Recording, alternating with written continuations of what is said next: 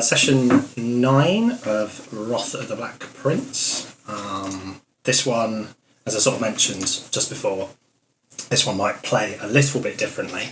It will be much more on the role-playing side of Genesis than the dice-rolling side, but hopefully we'll still have some dice rolls and this will still be fun for you guys. So, to start us off, I'll just give us a quick summary of what's happened previously. You guys fill in with any thoughts that you have. So, last session, our heroes are currently on their way to the Mistlands, seeking the first of 4 umbral blades to complete their quest. On their journey, they recovered a dark shard that fell from the heavens and were waylaid in Nerrickall by a member of the Dark Council that opposes them. Finding themselves using Nerrickall's sewers and catacombs to leave the city, Ven was poisoned by a leech that had been altered by dark magic. Due to the pressing matter of their egress, the leech was not discovered until a whole day had passed. Luther used blood magic from the Codex to slow the affliction's progress. Rushing to Greyhaven with all of their supplies spent, surviving on the generous charity of the common folk, Ven was brought to the House of Healing. There they also met with Remy once again, who slumbers still. Anything to add, guys?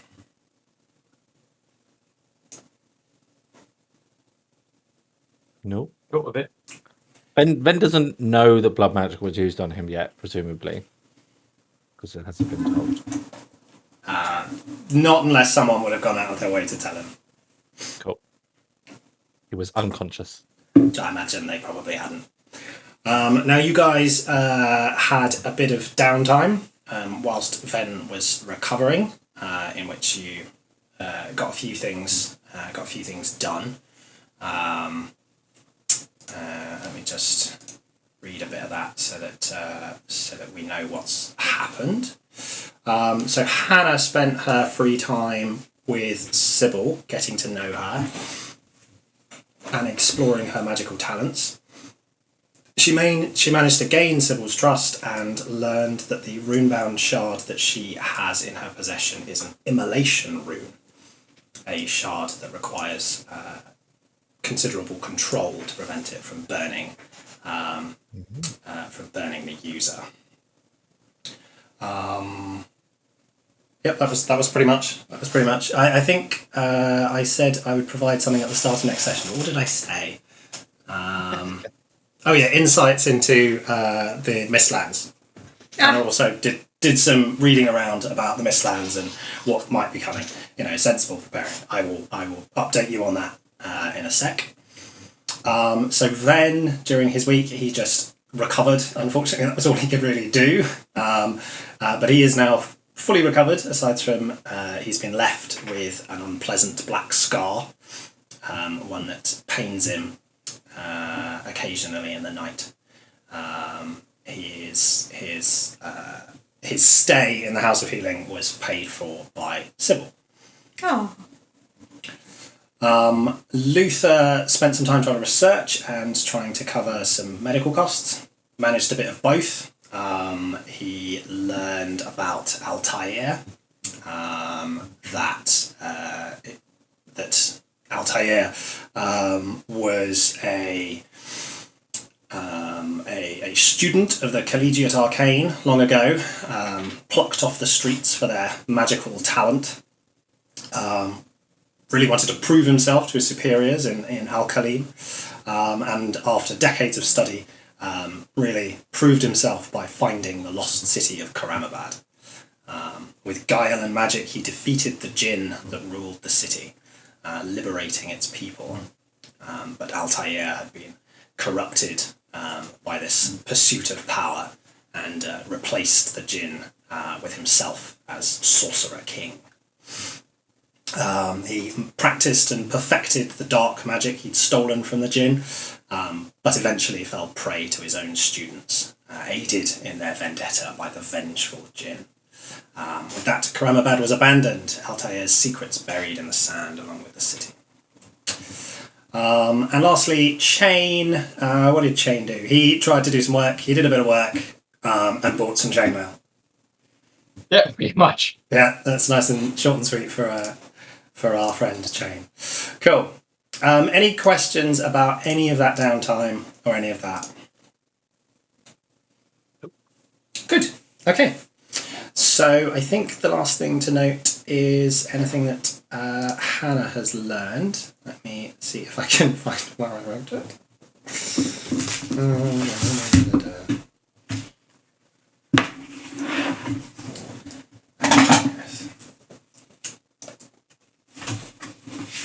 What session is this? What number? Session? This is session 9. Is it chapter Sorry. 4.1? This is the start of chapter 4. Yes. This is the start of chapter 4, Court of Blood. Sorry, I should be better prepared, but it's not that I don't have the notes, it's that I don't know where in my notes I've put it, and usually I have a bit more time ahead of the session to put it all together. It's fine. Okay. Yeah, it does. So... Do you know what the date is? This is the 25th of Hoarfrost. The date... yes, I think it might be the 26th that we're gonna pick up on, the 26th of Hoarfrost.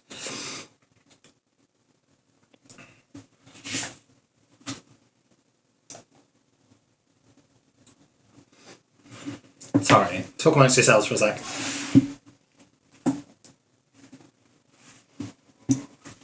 Try and get into my accent.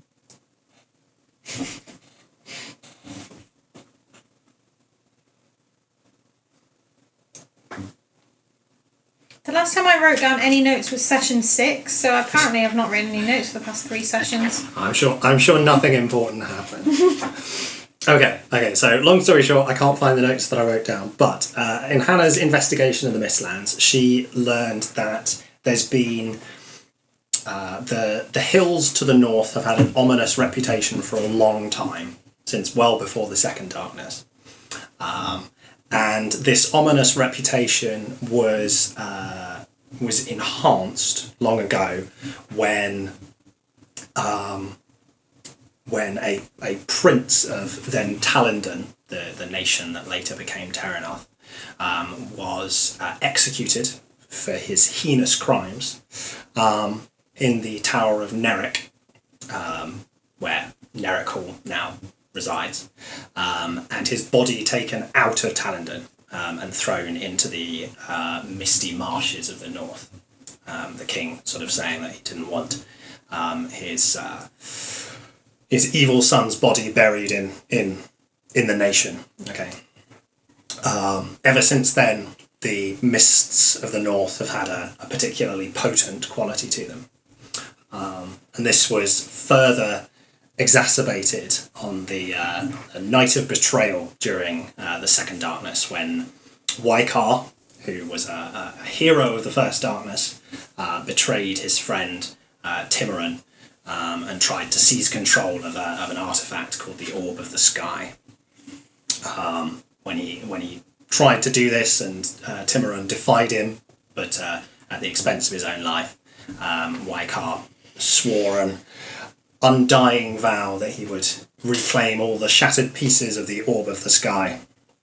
And with that vow and the power of a single shard that he had in his possession, he became undying, as did his army, the Deathborn Legion, and the lands that he ruled, which we now know as the Mistlands, and some still call the cursed 13th Barony. The last thing that Hannah manages to research, and perhaps more pointed to your particular venture, is the story of Bilehall. So you all know from the vision that the Seeing Stone gave that you're seeking a city shrouded in mist, and there is an account in the Lands of Magic, an account of the Realms of Terrinoth. It's compiled by Lausian of Donsmore. Hannah finds an account of Bilehall, which reads that not all of Wykar's conquests have been by force. Many beings have willingly sworn fealty over the years for wealth and power, no matter the cost to their souls.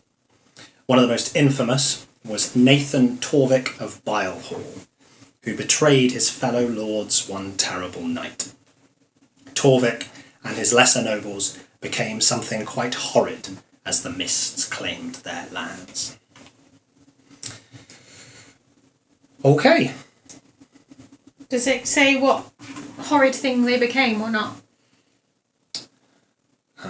It says that they became vampiric creatures as undying as their new master. Ooh. Vampiric creatures. Okay. Now I'm bound to just find my notes now that I've improvised all of that from memory. I'm now going to find my notes. That's bound to be what's going to happen. Okay, cool. So we're pretty much ready to kick off with the session. I need Ven and Hannah to roll a D100 for me, please.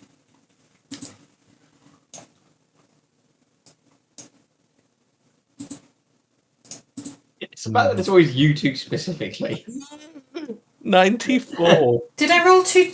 Did I roll? You rolled 2 D10s there. You rolled 2 sort of, 2 of the 10s. We can go with. So is that you can either It was re-roll. 15. You can either re-roll, or we can assume that was 15. Let's assume it was 15. Okay. Interesting. What did you get? 90 something. DBH. 94. Maybe got 15. Worryingly large number.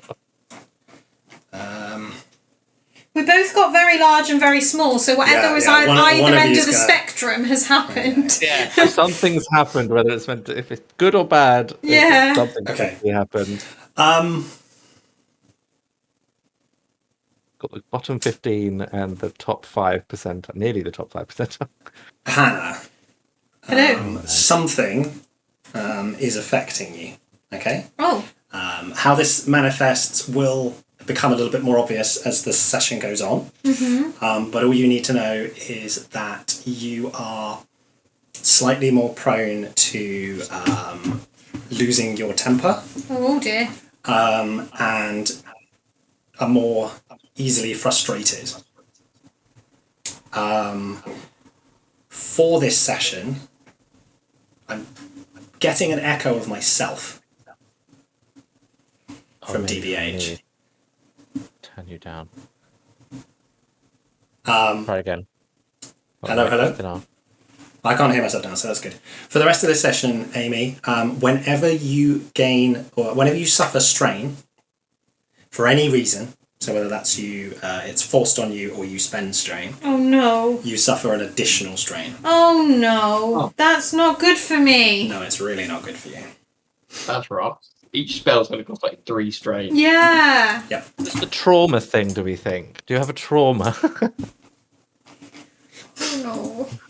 Well, maybe you'll find out what it is as we go through the session. If Hannah does get pushed up on her strain, then maybe we'll find out. Burst into a demon.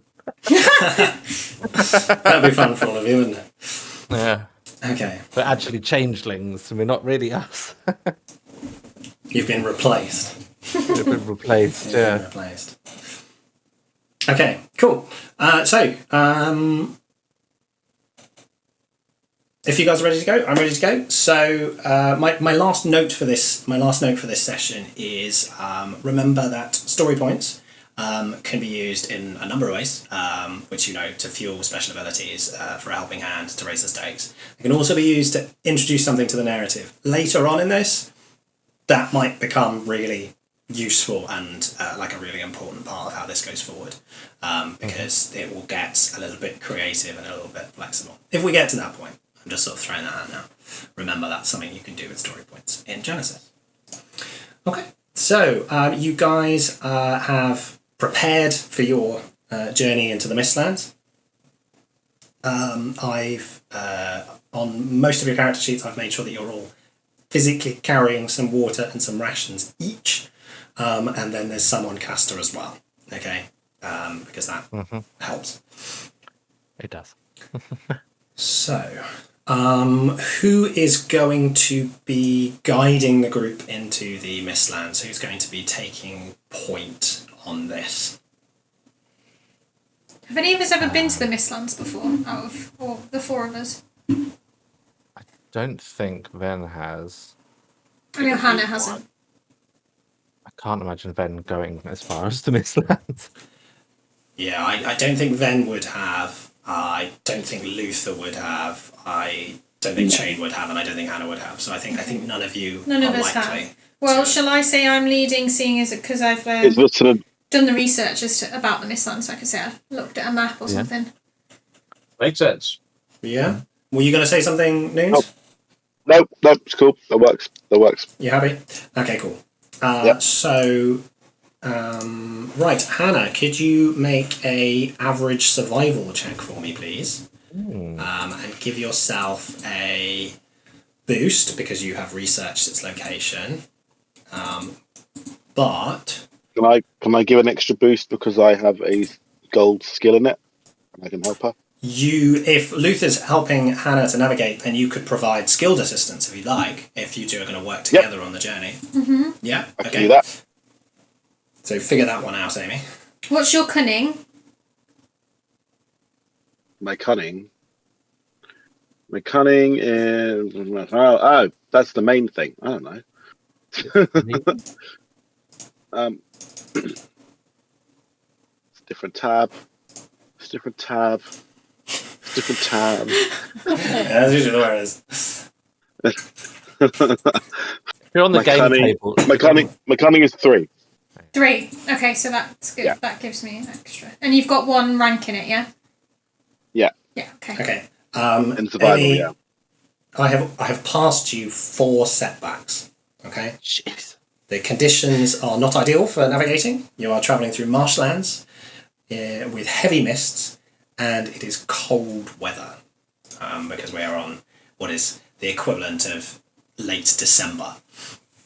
Are we Oh, at no. the Mistlands now, or is this to get to the Mistlands? This is a generic survival-y check to figure out how your navigating is in getting to the Mistlands, if that makes sense. 2 successes and 1 threat. Yeah, this will determine. Okay, good. Mm-hmm.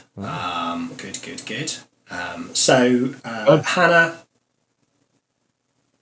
were you going to say something? No, I'm saying well done. Sorry, I'm a bit non-stop talking at the moment. Hannah, with Luther's help and knowing vaguely where Bilehall is, chooses a route heading north out of Greyhaven and begins your journey towards the Mistlands in the distance. It's hard to tell exactly when you get to the Mistlands because there's no border, but you're making your way there. We're It's making a our way bit to on Bilehall. Bilehall, yes. That's where you think this mist-shrouded city is from the research that Hannah has done. Okay. So it's going to take you a few days. Let me find my chart of travels. Apple chart. Travel chart. Alright. So it's going to take you about 5 days, maybe slightly longer. So everyone on your sheets knock off 5 days of rations. And as you make your way into the north, you're exposed to very unpleasant cold of late winter. You're quite exposed out here as you start to pick your way through the cold, misty marshes of the north. So I'm going to need everyone to make a resilience check against the cold. What does winter clothing do? It will remove setbacks if you have winter clothing.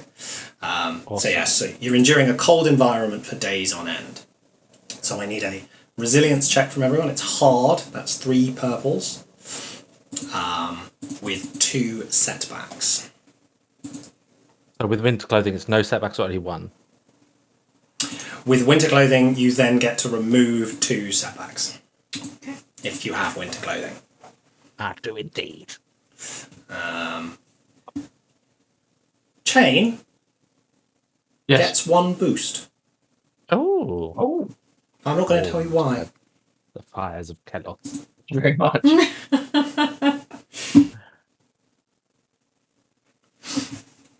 Okay. Well, this has gone well for everyone, hasn't it? I thematically put a thing into resilience and it still did nothing. Oh, 1 positive dice though. That's pretty. Oh, That's pretty one horrible. positive dice, and it's a yellow dice. It did nothing, and it cost me 10 XP. It's so rude. Okay. So what this is determining is the state that you guys are in when you reach your next kind of encounter. So obviously days are passing, and we'll do a bit of role play, but this is just determining what state you'll be in for the next scene, next big scene. So I'll work my way up. Luther, you suffer 3 strain for the bitter cold. You feeling like you don't have warm toes and all of that, and you will also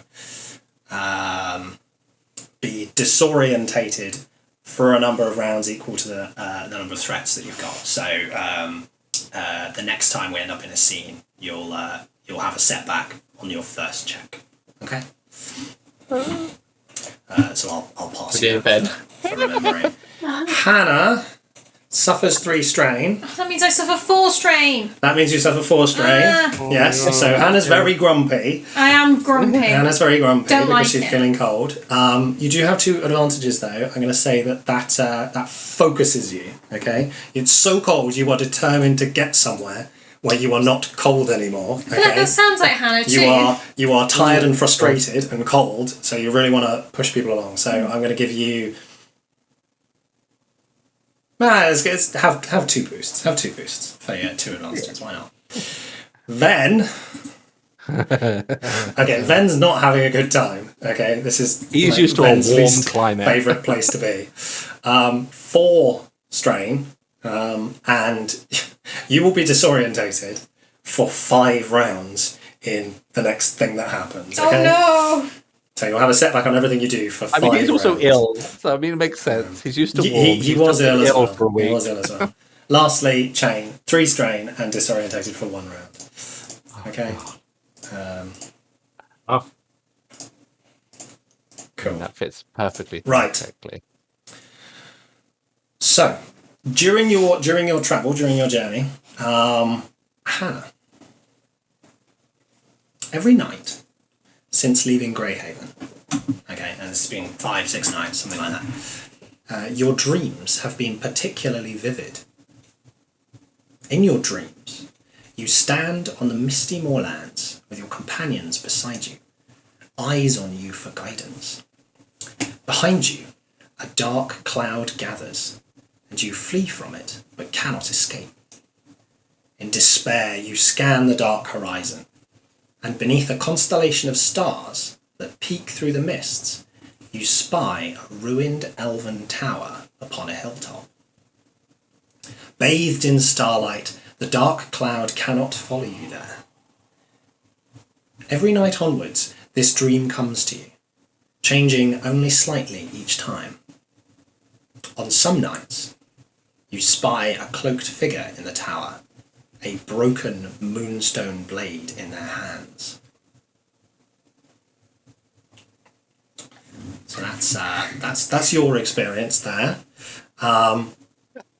Ven and Amy's having fun. Ven and Luther, your experience is that of being cold and uncomfortable. But Jane, Oh yeah. during your journey, whenever you feel particularly fatigued or cold, you spy through the mists what appears to be a figure wearing a red robe and blessed by an aura of flame. The sight gives you hope, although none of the others ever spy them if you attempt to point them out. Increasingly, the feeling grows that they are beckoning you to follow them alone. Oh. You haven't acted on that. You haven't acted on that yet, but that's something you see in the distance. You're not sure if it's tiredness or fatigue or whatever, but it did give you a little bit of comfort in your cold checks. Nice. Okay. As a point, Amy, you added wounds, not strain. Oh, I No, did. don't do that. Thank you for pointing Like, that out. please change that. Yeah. Or screw us over. I Yeah. was like, why she got no strain? Why she got wounds? When'd she get hurt? Okay. Whoops. there Whoops. we There go. we go. That's better. Well done. Okay.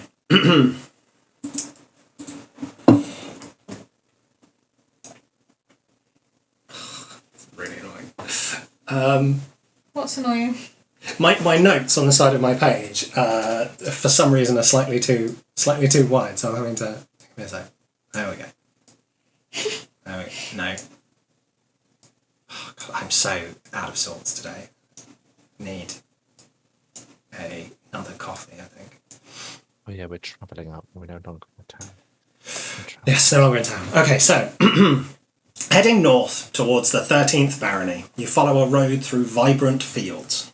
But for every rich field, 2 lay fallow, as if there were not enough workers to till the soil.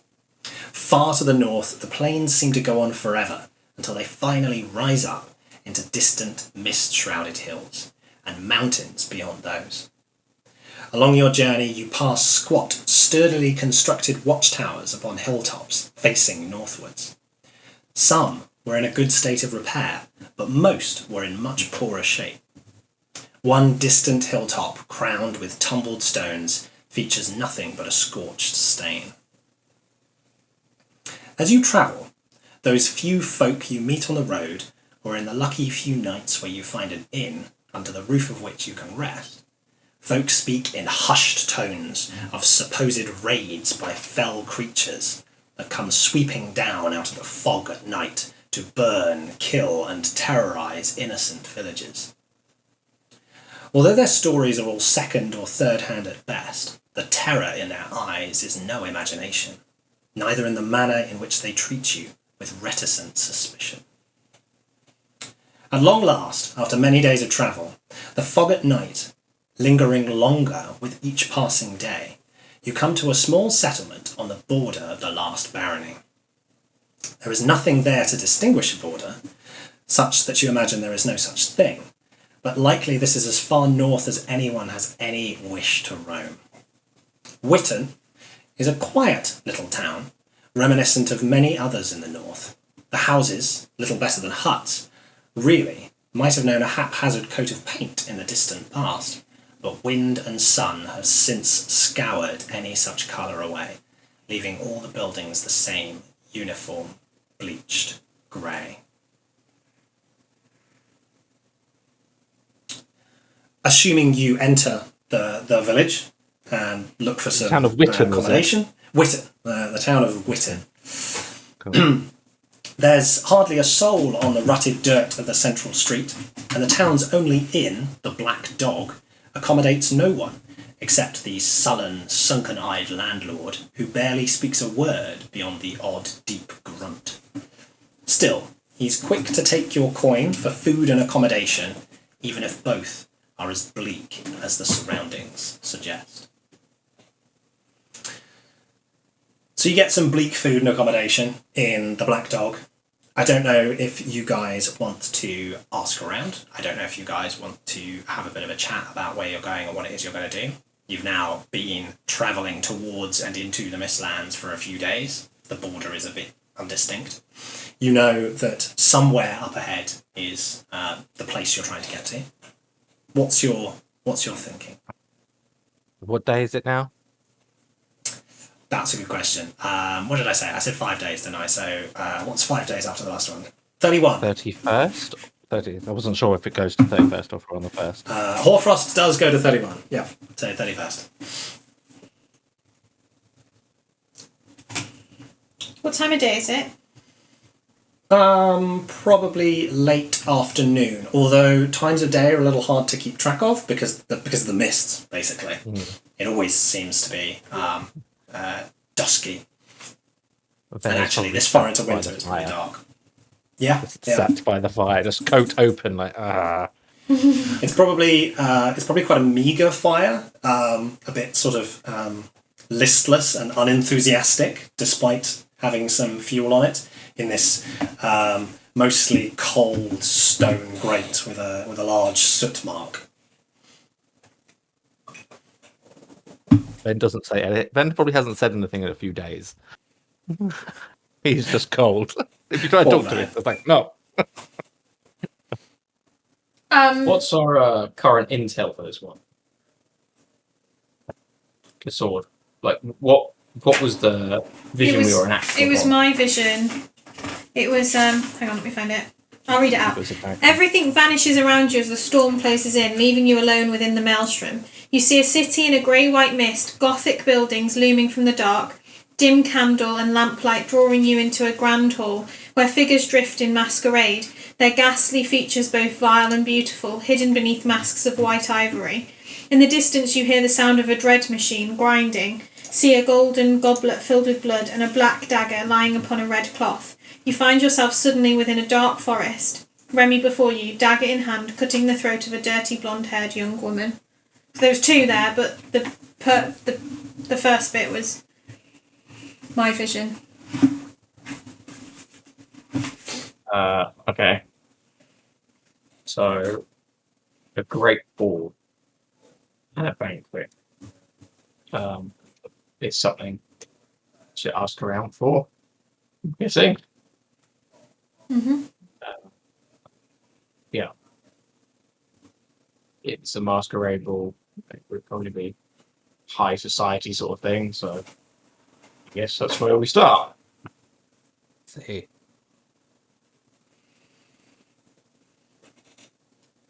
What is it you plan to do? Says Hannah.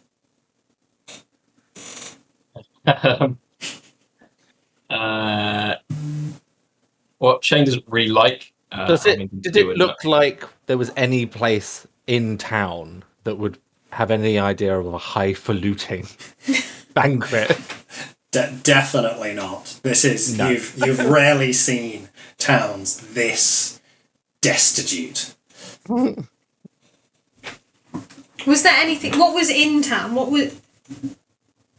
What's actually in Witten? Yeah. We pass anything. The Black Dog. There's probably an old market cross that's no longer used. There's potentially a sort of small temple or shrine that's completely collapsed in on itself. So there's just a couple of walls remaining. Aside from that, it's hovels and shacks. As you walked down the main street, there was probably this mangy dog that sort of lifted its head, looked at you, and then pattered off in one direction, looking thin and gaunt. Not much here then. Then at the table with everybody else, just kind of like, and then just toddles over to the bar and will ask for, I don't know if whiskey, but the Terrinoth alternative to a strong, warming spirit. A strong, warming spirit. I don't have any strong, warming spirit. You get from the innkeeper, you get this sort of negative grunt as he grunts and then just sort of points at his barrel of watery, bleak beer. Hot food. He turns around. There's a pot behind him over an equally unencouraging flame. He scoops out a couple of spoonfuls of this thin broth into a bowl and pushes it over to you. It's lukewarm at best. He hands over whatever money it is, then just comes back. I hated this place. One silver shilling. I hate it. Perhaps it might be worth speaking to some locals to know if they know the directions to Bilehall. It's a wise idea. I will. I can do that after I finish this. Like that shit. Pushes it away. Probably the barkeep is probably the person to speak to, I suspect. Yeah. What am I asking for? A hall? Bilehall. By I will just come with you. hey. She says irritably. I'll try to be for the best. A Bilehall, as in the bile, as in from the body. Yes. Hmm. Your name places are weird here. That is true. That is true. So you guys are the innkeeper, who seems still less than enthused, really. If you use the word Bilehall, he pretty much pretends not to hear you until you provide him with at least 1 silver shilling again. At which point he indicates to you, Hannah, that you're on the right path. Okay, he points in a direction, and you feel like you agree that's where it should be. She nods and then says, "We should go at first light as soon as possible." See, sorry, a barkeep. What is your name? Name. Think of a name. Who runs the town? Sten. Is there Sten? Is there a marshal or a warden or a person that likes to run things? No. No, Is that no a one. PA reference? What, Sten? No one at all. Might be. Yeah. Might be. This is the first stern person I can think of. No. No one at all. No one cares about this place. Who fights off these attacks that locals are talking about? No one does anymore. Each year the mists come further out. Each night grow darker. When was the last? Was there a recent attack on your fellow townspeople? A few weeks ago. Oh. Was there anyone lost? Stopped hearing from the Shelbys. Where did they live? Farmsteads out west. Some folk went out to check on them. Nothing there now. You folks might want to turn around and go back where you came from. There's nothing good further north of here. I agree with that. But I don't think we can.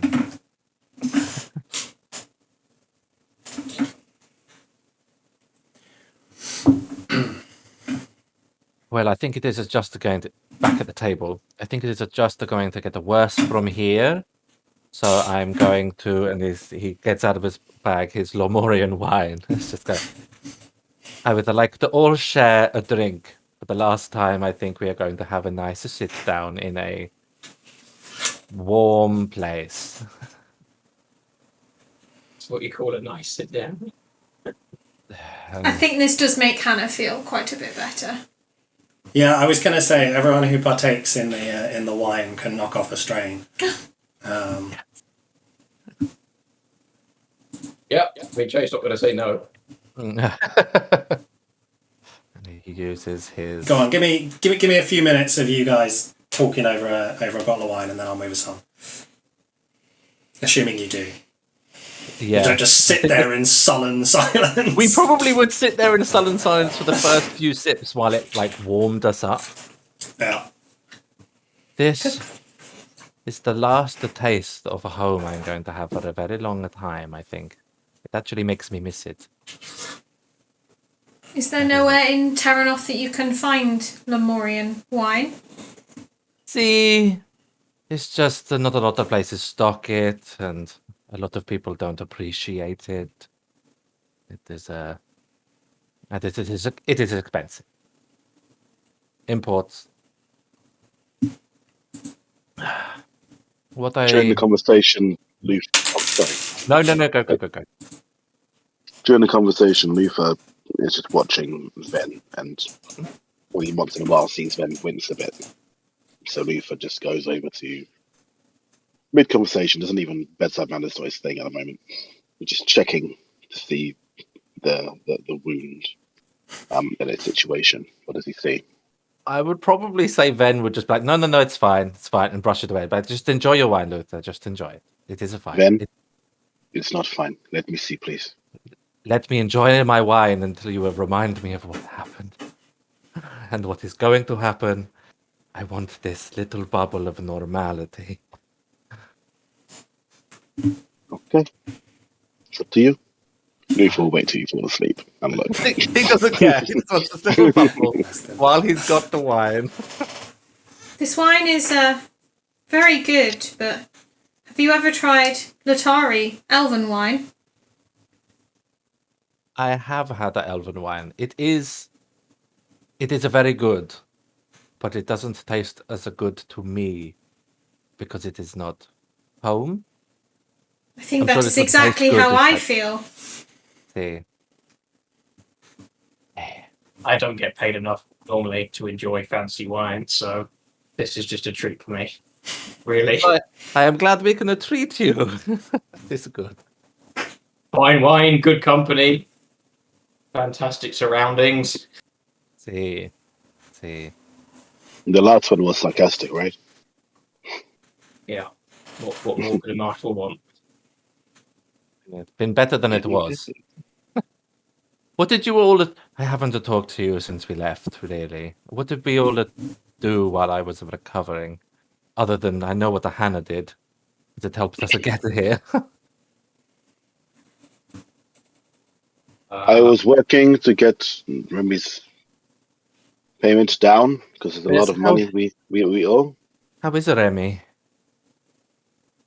Better, but not awake. But it's okay. Is Sybil with us? Yes, she's very She is, quiet. but- Yeah. yeah. She's probably feeling a similar way to Ven, and it's not really jumping into conversation. But yes, she is there. I see you have got a new outfit to chain. He looks at it and then sort of awkwardly scratches his head. Yeah. Thanks for that.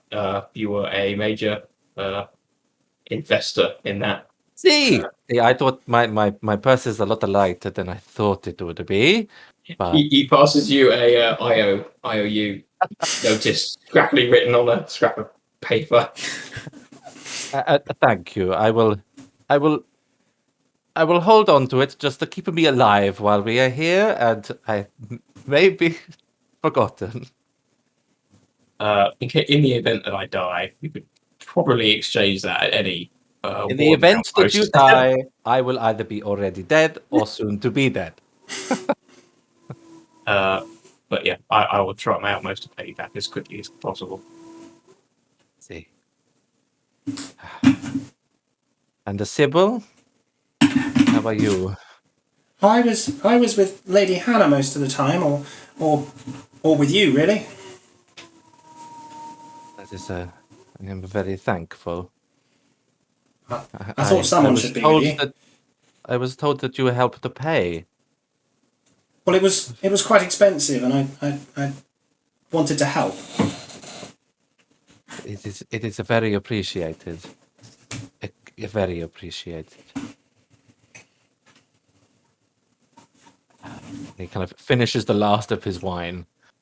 And it's like, so what happened in the catacombs? What happened? It wasn't very pleasant. How much do you remember? Nothing. Well, I remember what I dreamt. It was not nice. Well, I couldn't give you the full medical lowdown, but from our point of view, you fell down a sewage pipe, See. and you were under the water for quite a long time before Luca could get to you. And by the time we dealt with whatever else was lingering down there, it looked like you had been fed upon by something I can only describe as a bastard leech from hell. Okay. A leech did this. As far as I can tell, but I'm not an expert in animals. He sort of like tries to point towards Hannah, or an expert in medical stuff, pointing towards Luther. That looks towards Luther. Why is it not a healing? Why is it a healing weird? I don't know. You won't let me see it. I've seen it a lot. It hasn't changed much in the last few days. As he pulls up and like unwraps, because he's kind of still in the winter clothing, so it wouldn't just be like a lifting something up. Like unwraps the boots. Unwrap. There's this dark black scar, I believe. What does he see, Tom? What does Luther see on that? It's the scar that he'd expected to be there, and it's sort of healed to a point, but it's remained as this sort of slightly unpleasant black mark. It doesn't look sort of. It's not red. It's not oozing. It's not doing any of that. It's just sort of like a dark scar, really. Was a dark scar there when he took? Was a dark patch there when he took the leech off, or is that something new? Well, when he took the leech off, it looked real manky. Like it wasn't a dark scar. It was an oozing pustular wound of unpleasantness. Really, at that point, it has improved from there to this dark scar. Basically, that's about Well, it's an inch and a half. Yeah, not really big. Luther gets close to him. He goes, well, it's not oozing like it's from hell anymore, so it's good. It's better. That is a good. It hurts a little bit in the cold, but all my scars do a little bit, to be fair. Thank you for helping. Sorry, I probably should know. Hell in Terrinoth would be the Infernal. Sorry. Yeah. Analogy there. From the Inferno. Yeah. The Infernal. That leech off the Inferno.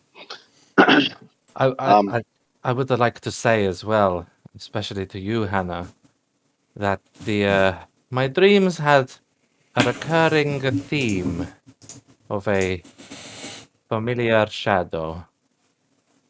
In the shape Or of a familiar animal. crow, isn't it? Sybil looks a bit pale at that. See, but it is it is something that has been on my mind since we learned about all the things that are happening and why we are on this mission. So, I mean, it is not. I'm sure it is appeared in everyone's not nice dreams from occasionally. Did it say anything? Did it? I don't think it did. I don't think I have anything written down about the dreams. I remember you telling me, but I don't remember anything written down. No, it didn't say anything. No. Luckily, I don't think I'd be talking about it if it did. Well, what is our plan? We are going to this place, and I am going to ask a question. Do we think this is going to be a normal ball, a masquerade ball? Or do we think it is going to be something not a normal? Anything in this journey has all of we normals. What were you going to say, Amy? I was going to say, is anything ever normal? True. It's more just, do we think they're going to be normal people in a normal hall? Or is it going to be, we sneak in because if we show up, we are going to get murdered? I think it's sneaking in, because if they're as normal as the people here, then we're fucked. I think we could find out more when we get to the city. See. And ask around. Do we also want to go to the place of the last attack to see if we find any hint of what actually attacked them? Or are we going just... I don't know if we are going west or north, or... I've lost my bearings. Mostly north for Amy's.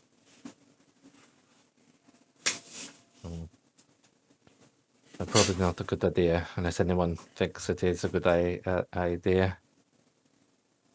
We're here to find the sword. Which is a dagger, do we think? Any black blade with a carving of a thorn gauntlet. I think fits the description. That's a black blade, Jesus. I saw a black dagger upon a red tablecloth. See. Well, I guess it's a go to sleep. I will try to.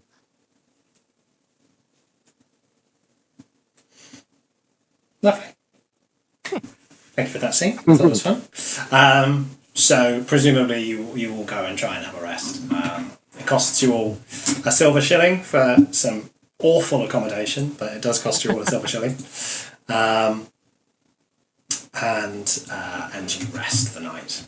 You won't reset your strain because it's technically tracking something else. Your sleep in Witten is restless. And not merely because of the sense of doom that hangs over you like a lowering storm cloud. There was a strange sound in the night. A distant, deep, banging, clanging and grinding, as if some strange, massive engine were churning away in the mists. The sound seems to pass through walls and doors without pause, penetrating right through you. But when you awake, if such is the right term, for your sleep was light at best, the sound fades at once. If it was real or a figment of your imagination, you do not know. Is it the same sound I heard in the vision? It is the same sound you heard in the vision. What kind of sound is it? It's like a grinding of a machine. Yeah. Are When we in Hannah separate rooms or are we in a communal room? Sorry. Communal room. Cool. When Hannah wakes up really early and gets her stuff together, and then kind of attempts to hurry everyone along as we're getting up, and says, "We're on the right path. We need to leave." Hey, Ven's already packed. Takes slowly when he gets up. Luther didn't even unpack. All right. So you set off from Witten into the mists again. Daylight just doesn't seem to really touch you at this point. The days are short, it being winter, and the mists are so thick that you're never really out in daytime. It always feels like a perpetual dusk, even when the sun is up. Hannah, I assume you're still navigating. Yeah. So I'm going to need you to make another survival check for me. Luther can still help. Happily.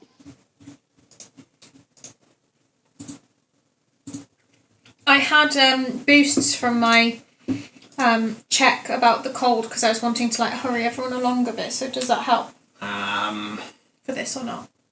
You're back. No, that will help. That'll help in the next sort of encounter rather than on the next check. How hard? This is average, upgraded once, with one setback for the mists. I don't know if this is going to work, so you can say no. Yeah. But occasionally if we get to a high point and she's trying to see in the distance to find her way, can she use her magic slightly to kind of create gusts of wind to part the mist to be able to see a distance to see where we're trying to get to? Or would that not work here? It's fine if it doesn't, it's just an idea. I think it's reasonable, but I would need you to make a magic check. I was just wondering whether it could help this check.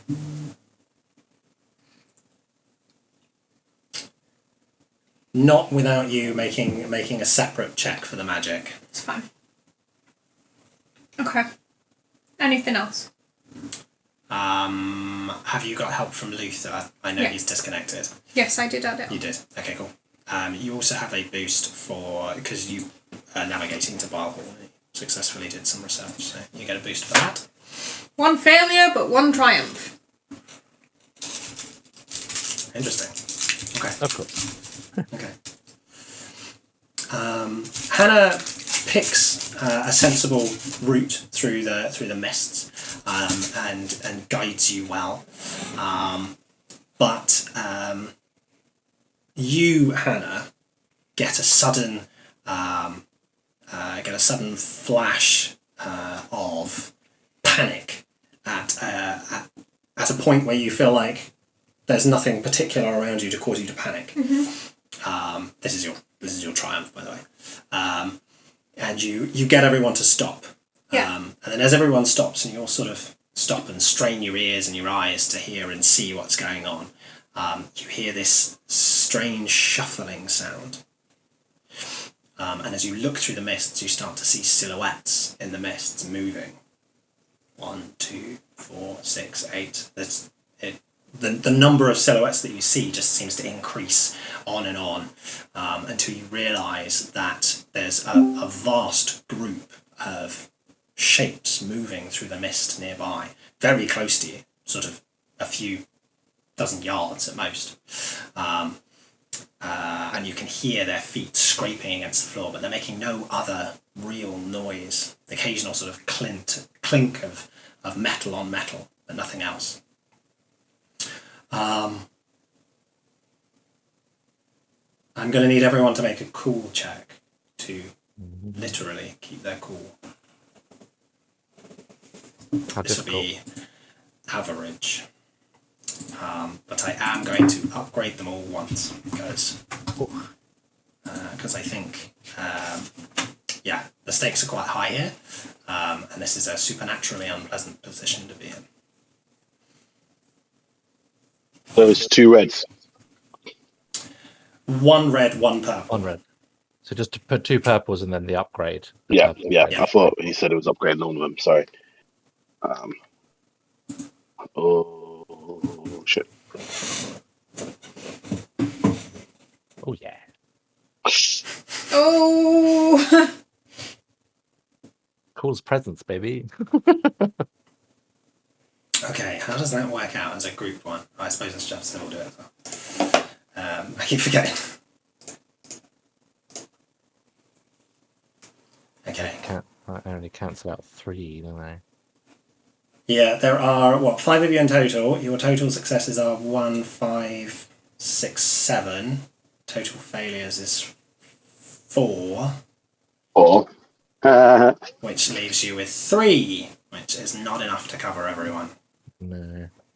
So, Chain and Luther, seeing a potential threat, end up making a noise, basically. Whether that's Chain drawing his sword, potentially. I don't know. I don't know exactly what. That's up to you guys. But you end up making a noise, such that those with their eyes keenly pointing through the mists at this column of passing figures notice that they stop and turn towards you. Uh-oh. Through the mists you can see that these are the marching undead, straight-backed, skeletal figures making almost no noise at all, some wearing old rotted leathers and some wearing rusted chain, carrying swords and shields, making absolutely no noise at all. As the mist clears just a little bit and they sort of start to move towards you, you can see that there are dozens, maybe hundreds, in this vast column. What do you do? Run. Run. If we can run, that'd be good. Run. Yeah. We run. Go ahead and everyone make a average difficulty athletics check for me. Ben is not good at running, by the way. Nope. Yeah, just do that. Neither is Hannah. Yep. Mm-hmm. I'm still disorientated for 3 more rounds. Oh wow, that's terrible. I don't know how that's happened. How did that happen? That's crazy. That is That's That's funny. crazy. Okay. I keep forgetting someone's still here. She's not good at athletics. Okay. God. What is that? You all run in a panic to try and get away from these figures. And fortunately, they don't put up much of a chase. But in your panic, you're disorientated, you're scattered, and you actually find that you can't keep track of each other. You are all separated in the mists. Thought that would happen. Fuck's sake. Oh no. No! Okay, great. Okay.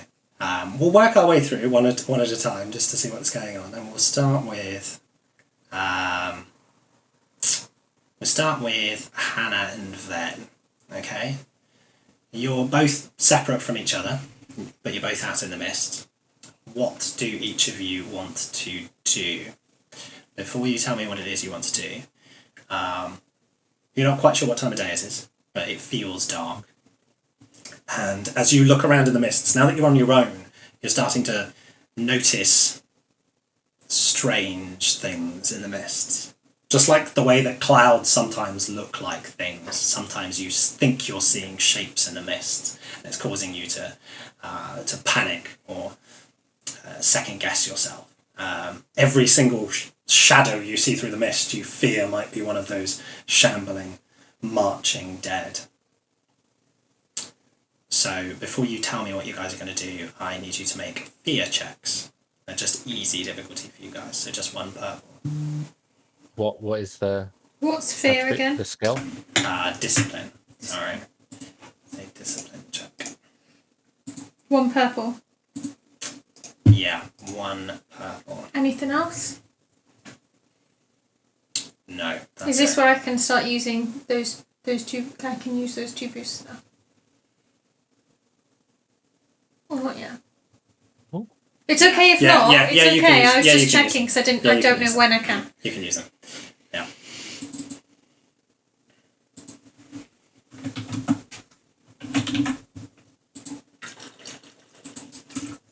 Right. Excellent. So you both keep your heads. You're in a spooky, unpleasant environment, but you both keep your heads. So what do you do? Can I see any shambling things from behind me? No. You can't. You currently can't see anything. Okay.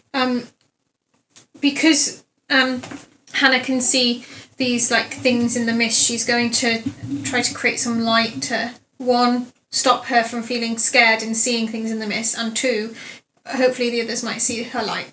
Okay. But don't know if this is stupid because then maybe all of the things might see us too, but we'll find out. A big light might do that. Then what it is that you are going to do? Ben is used to getting lost in crowds in Terrinoth over the last few years, so he is going to do what he's done there when he wants his friends to find him. He is going to stay put and just kind of like hide. Like if he sees something, kind of like hide. He's found like he's like found somewhere that he can like a shrub or something. His the whole time his fine cloak has been turned inside out, so there's no red on show. It's probably actually under his winter clothing. So he's just kind of like hunkered down and he's just kind of like watching and waiting for someone to find him or there's something obvious. Okay, very good. Can I revise my idea slightly? Yes. In an effort to not like create a light above my head so everyone else, like all the scary things, can see me, what I will do instead is create a flash of lightning through the air to make it seem like it's natural. As in, like, it's a flash, because it's just a flash of lightning. Okay. But hopefully the flash might be momentarily enough to be able to see which direction I need to head in. Okay. Does that make any sense? Sort of. We'll roll with it. We'll go with it. Go ahead and make an Arcana check for me. And it's easy.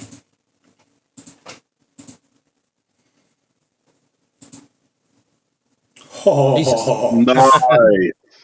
very nice. Okay. She lights up the entire battlefield. We see everything. We win. Yeah. It actually hits all of the things, and they all just fall to the floor and die. It might already be dead, but Okay. Suffer 2 strain, which becomes 3 strain. oh, First up. We'll do Hannah's lightning after I've done everyone else for their fear checks. So next is Luther and Sybil. Also find themselves alone in the mists.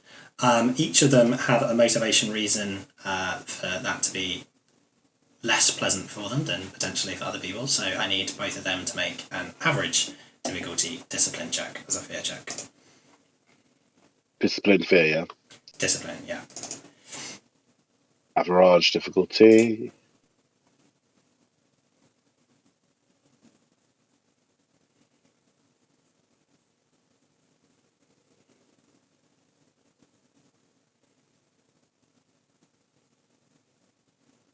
Okay, excellent. So they both managed to keep their heads where they're at.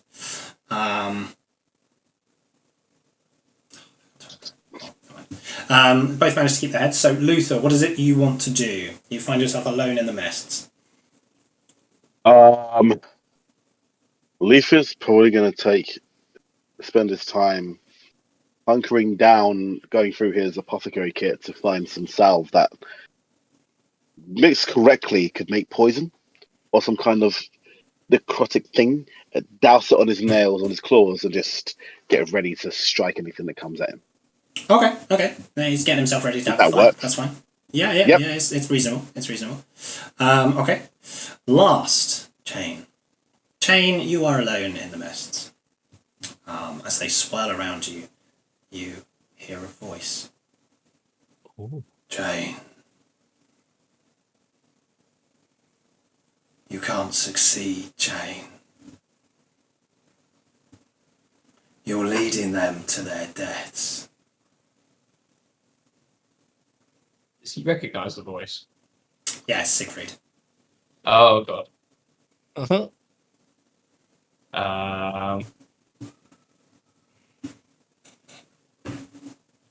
Show yourself.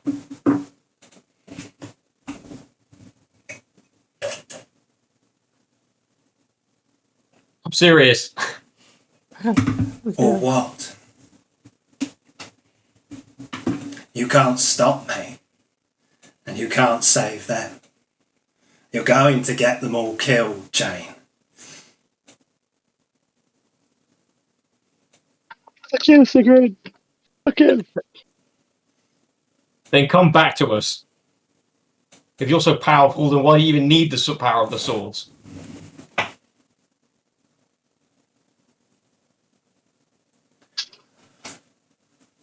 I'm not the one seeking the swords.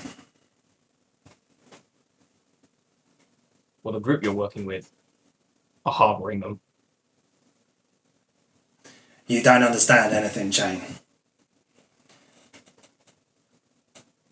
You know nothing. Then help me!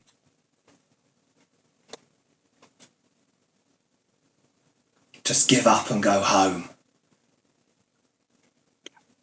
You were never anything without me.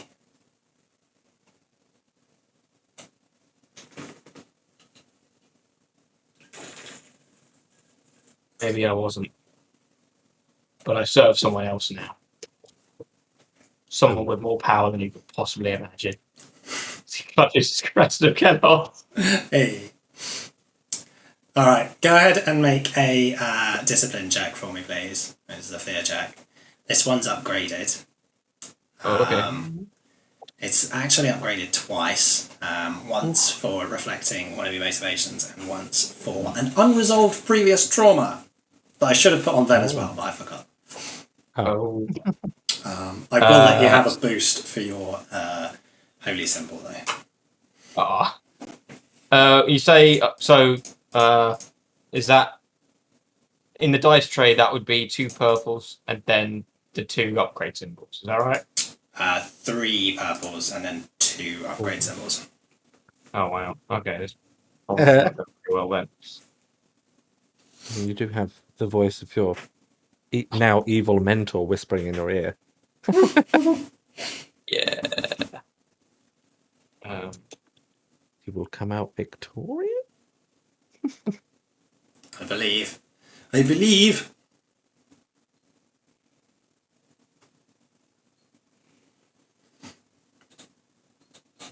Hey.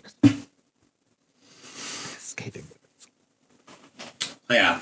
Some of what he says sticks with you and plays on your mind, causing you to doubt yourself and giving yourself some anxiety. So have a setback on your very next check. Other than that, you managed to dispel Siegfried's voice. Then overhead, there's this crack of blue-white lightning. For a second, the mists fade, and you manage to see each other. And then the lightning overhead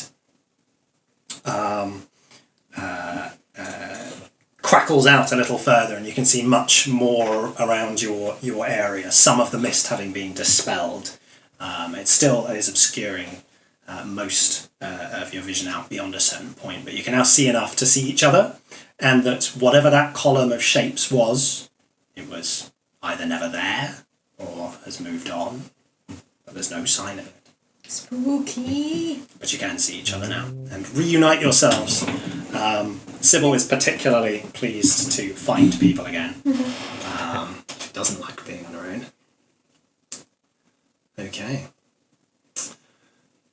Here I was just going to pause to grab a drink because we've been going for an hour and 15 minutes, and then we'll crack on if that works for everyone. Yeah. Sounds good. Works for me, yeah. Quick pause, 5 minutes, and we'll crack on. All right? Cool. See you in 5. Cool. See you in 5. Cool. Okay.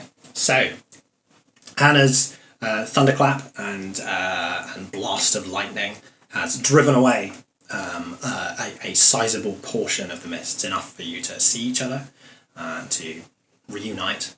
And now, with the mists having been driven away, in the distance, you can see the towers and spires of a city's many houses and castles. Oh, wow. Is it ruined or? No, it's not ruined. It's not ruined. Silhouetted against the sort of faint light of the misty day, you can see this fog-shrouded city of tall spires and steep roofs in the distance. But peering through what remains of the mist across these blighted moors, the only things that break up the endless grey, the occasional blasted farmhouse or twisted tree. As you reconvene and then set off towards the city once again. That is, until you see a haggard shape rushing towards you. Short, matted, dark hair tops this thin man's figure, and he wears little more than a rough linen shirt and hose.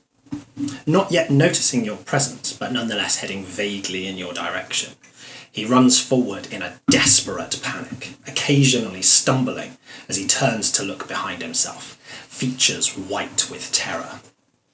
Through the mists, you hear the sound of howling and snarling, and the blast of a distant horn. Hot on his heels, 3 large, nearly horse-sized canines chase their fleeing quarry.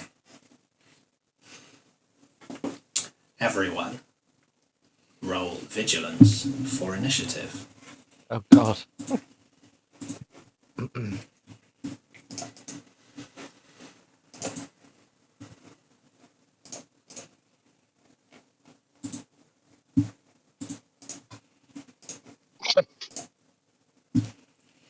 I have a question. You have a question. Was getting lost in the mist an encounter? And was that encounter separate to this encounter, and therefore at the end of the encounter could I potentially have recovered strain?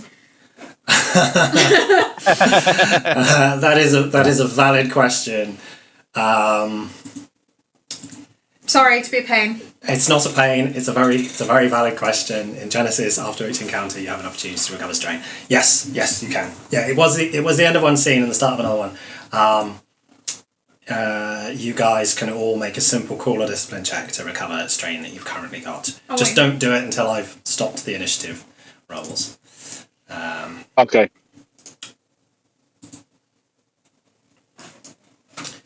Or else it will add them. Just try to roll dice and there's no dice in the box. Would I add my disoriented to that, or is that just kind of like things I do? Just add it to things you do. Don't worry about adding it to the initiative. Yeah. Okay. You can roll your simple call or discipline checks now. What did simple get? Which one is I it? realised I added it to the vigilance, but I'll just add it back into my I won't take it off of my 5. 3, 2.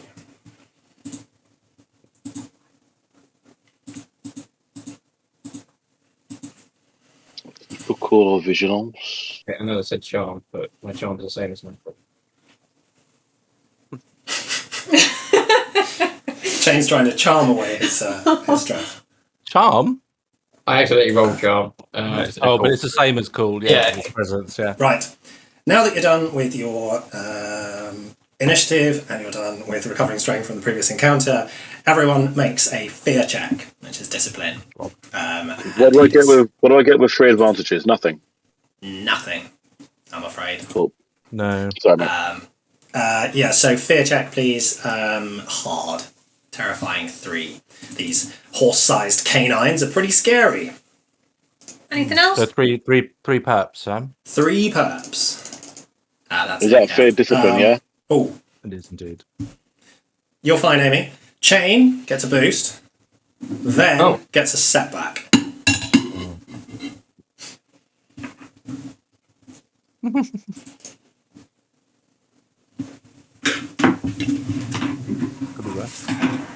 Cool. Okay.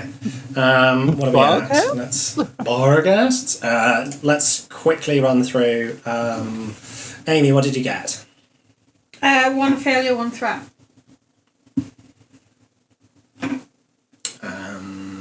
Okay. You are going to be disorientated for the entire encounter.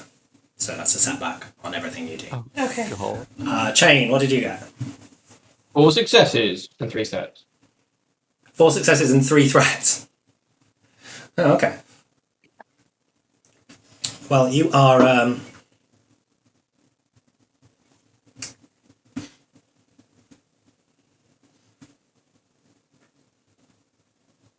Go on. So you succeed, but you get this rush of adrenaline. You're heightened, so suffer 3 strain, and you'll get a boost on your next check. Then what did you get? 2 success, 3 threats. Same for you then. Rush of panic focuses you, so you get a boost, but you suffer 3 strain. Luther, what did you get? 2 failures, but with an advantage, so that's good. Oh, okay.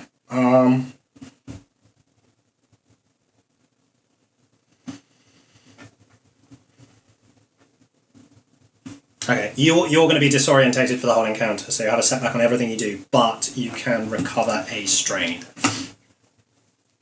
Okay. What now? Yeah, right now. Yay. And Sybil just passed, so that's good. Okay, so just to remind you of what's going on. The mists have cleared. You can see this gothic cityscape in the distance, but through the mists now has come rushing this panicked, white-faced, dark-haired, skinny figure, desperately running from these large canines chasing them. The human who's running is currently at medium range from you guys across the moors. The pursuers are all at long range from you guys and at short range from each other. There's still faint mists. They're not completely obscuring your vision, but there's still faint mists everywhere. And we're ready to get started. Unfortunately, they are a little faster than you guys. So two of them get to go first. What shall we have? The grotesque Barghest and the Howling Barghest both use their action and their maneuver to get to medium range, therefore putting themselves at short range from the human. Okay. Then the third NPC is Sybil, and she will.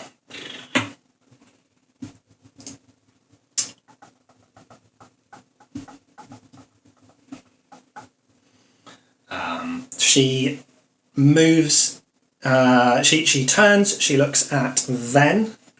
She rummages in the pocket of her dress. She takes something out. She holds it between her hands. She mutters the words of a spell. Who's this? Sybil. Oh, thank God. Sybil.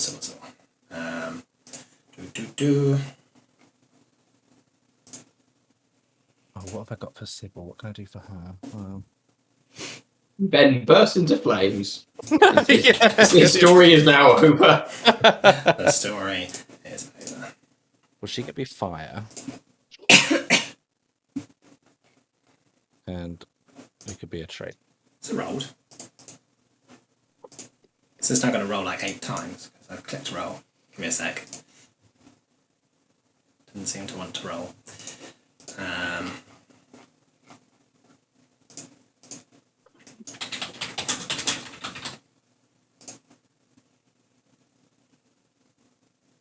Huh.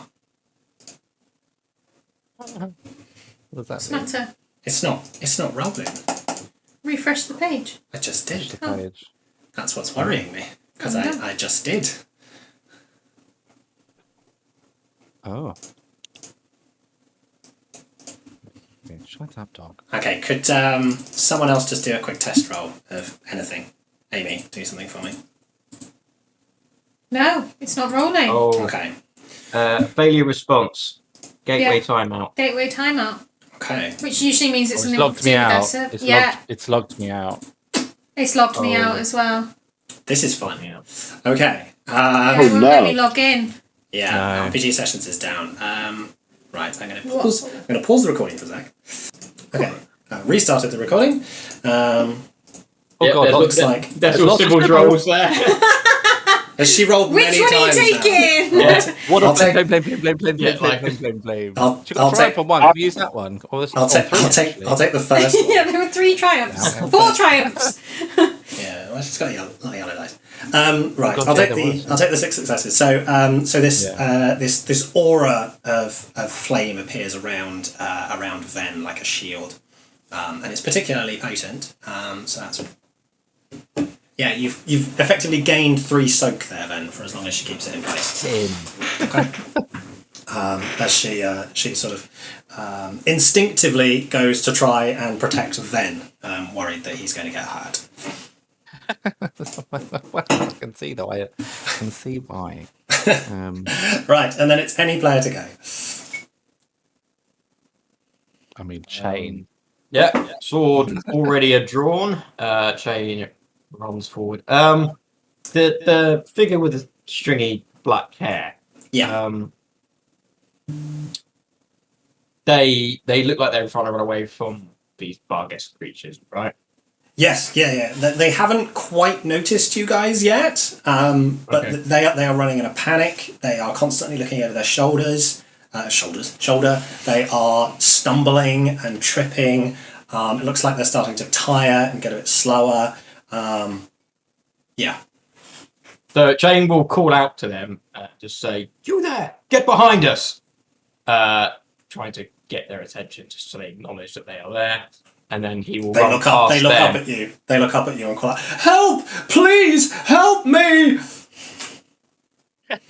At which point, Chain will run past them and try and tackle the first Barghest he comes in contact with. Okay. The Barghests are at medium range from you. So it will take you 2 maneuvers to engage with one. Okay. Just take some strain if you want to attack. You can do that in 1 turn if you take some strain to take an additional maneuver beyond your first free one. That's up to you. Why not? Okay. Times of the essence. Which would you like to go for? The grotesque Barghest or the howling Barghest? Go for grotesque. Go for grotesque. Go for grotesque. On it. There he is. It's 2 strain. It's 2 strain. I don't know if you did 2, but it says 1 here. 2, 1, 2, 3. That's the easy way to do it. There we go. Roll. Why is it so warm? It is warm. Oh no! Oh, Oh no! How many blank dice? What is that bullshit? Jesus! Okay. That's personal. That's Yeah. personal. That's So, Yeah. What did you do to the dice, Chain? I don't know. I think RP sessions are still down. I think that doesn't count. I think you need another roll. Yeah. Okay. So Chain rushes forward. Sorry. Do you want to describe? I don't really have to think. I can imagine he just tried to he ran forward, but then because it's quite marshy here or something, it just ends up being like a slide tackle. So he literally just rolls into the thing rather than actually hitting it. Yeah, it's moors, but he's had to cross quite a long distance, so he's a bit puffed by the time he gets there. He's managed to get the Barghest's attention, but it being very much the aggressor in the situation isn't struck by his attack. It just sort of jumps back and growls at him, hackles up. Yeah. Okay. He gets in his hind legs and sort of like dives into him, so it's sort of like locking him in place, basically. Yeah. Okay. Next player, who'd like to go? I mean, Ven can whip out his ocarina and try and do an encouraging song unless anybody else wants to do something. I was going to say, be careful with that whipping out thing. How you say shit. Whipping out his horn ocarina. He is a bard. Whipping out his horn ocarina, seeing Chain not be able to land a blow on these massive things, he will aiming at trying to encourage Chain, but everyone around him. He will do an encouraging tune and song, like a battle music, basically, to try and get him in rhythm with them, trying to do the rhythm of all that. I got a boost from my fear thing, didn't I? You did, yes. Did I? I did, yes, cool. You did. Any upgrades? And Chain did. Any upgrades? No, I don't think so. No? Cool. Just Not unless you want to spend a story point. They're there. No, I'm alright. No, I'm good. I'm alright. I'm alright. Well, Hey. there we go. He's still within medium range, isn't he? So Yeah. Kane gets a boost, Luther get a boost, and Hannah get a boost. And then 2 advantages: Chain, healer strain, and Hannah, healer strain.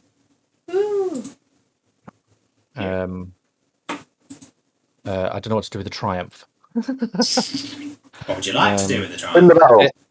Could it put the could it distract the Barghest that is attacking, that a Chain is attacking, the grotesque one, I believe? I would say yes, but I think your thing only affects in short range, doesn't it? Medium. Medium range. Song. Oh, then sure. Yeah, the grotesque. I will. Yeah, that's why, because I upgrade. can target him because he's still within medium range. Yeah. Yes. It distracts it, off-puts it. Yes. So, upgrade the difficulty of its next check. Yeah. Cool. Next player. Could Hannah go? Go for it. Yeah. Hannah is going to hold out her staff, and you can see the end of it is like crackling like lightning, and she calls down the wrath of the storm, and as lightning bolts charge towards the Barghest, she's going to try to aim at the 2 Barghests that Chain is not attacking. Okay. One's at medium range, one is at long range. One's at long range. So I'll have to target the one at long range to target auto fire. So it'll be Arcana. So to long range, it will make it hard to check.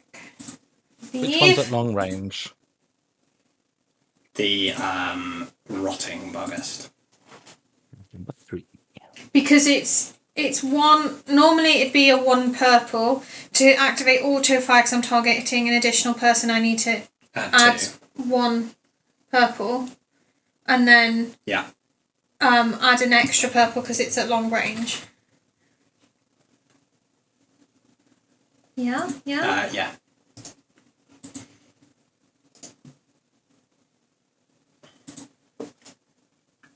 Nice. Whoa. It's very nice. I also have Whatever RPG sessions did, it was +1 advantage. So Is this your signature spell? yes, it is. Okay, we're going to have a look at that later because you can't change the range on it. Like it has to, because it has to be a set spell. Oh, Doesn't it? can I not then change the range on it? You can't then change the range Oh, on it I because didn't want that. because it's a set profile. Well, can we So- say that I was attacking the 2 that are at medium range then rather than the one at long range, and then it was still the same Yes, spell? but you'll have to roll a red dice because one of them's engaged with chain. Just take out one of the blank ones for a threat. Yeah. So I've got... That'll cancel out my advantage that I get from my staff, so I've Yeah. still got the same result. The same result. Okay. Essentially. Resolve the rest. So it's 8, 9, 10 damage. I use 2 of the advantages to target the extra person, so it's 10 damage to both of them. Yeah. And then I've got a triumph and another an advantage. And 2 more. I spend I spend 2 advantages giving chain a boost. Nice. And then my triumph, can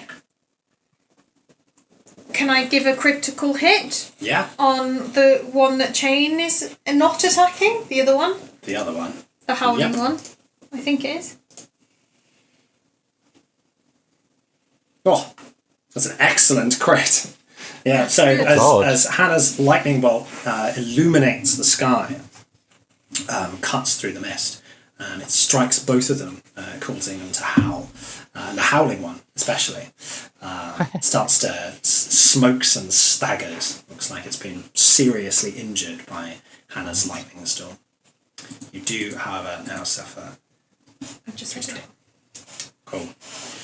Right, the rotting Barghest goes and engages chain. So the rotting Barghest and the grotesque Barghest are both engaged with chain. Last player, it's Luther. I want to do some magic shit. Yeah. But obviously my set ones are engaged at short range. How do I do a medium range magic? What can I primalist do? Pick one that can do short range and add a purple dice. Cool. I will do Fury of the Spirit. Yeah. Yeah. I'll do Fury of the Spirit. Yep. And I'm going to try and attack the one for whom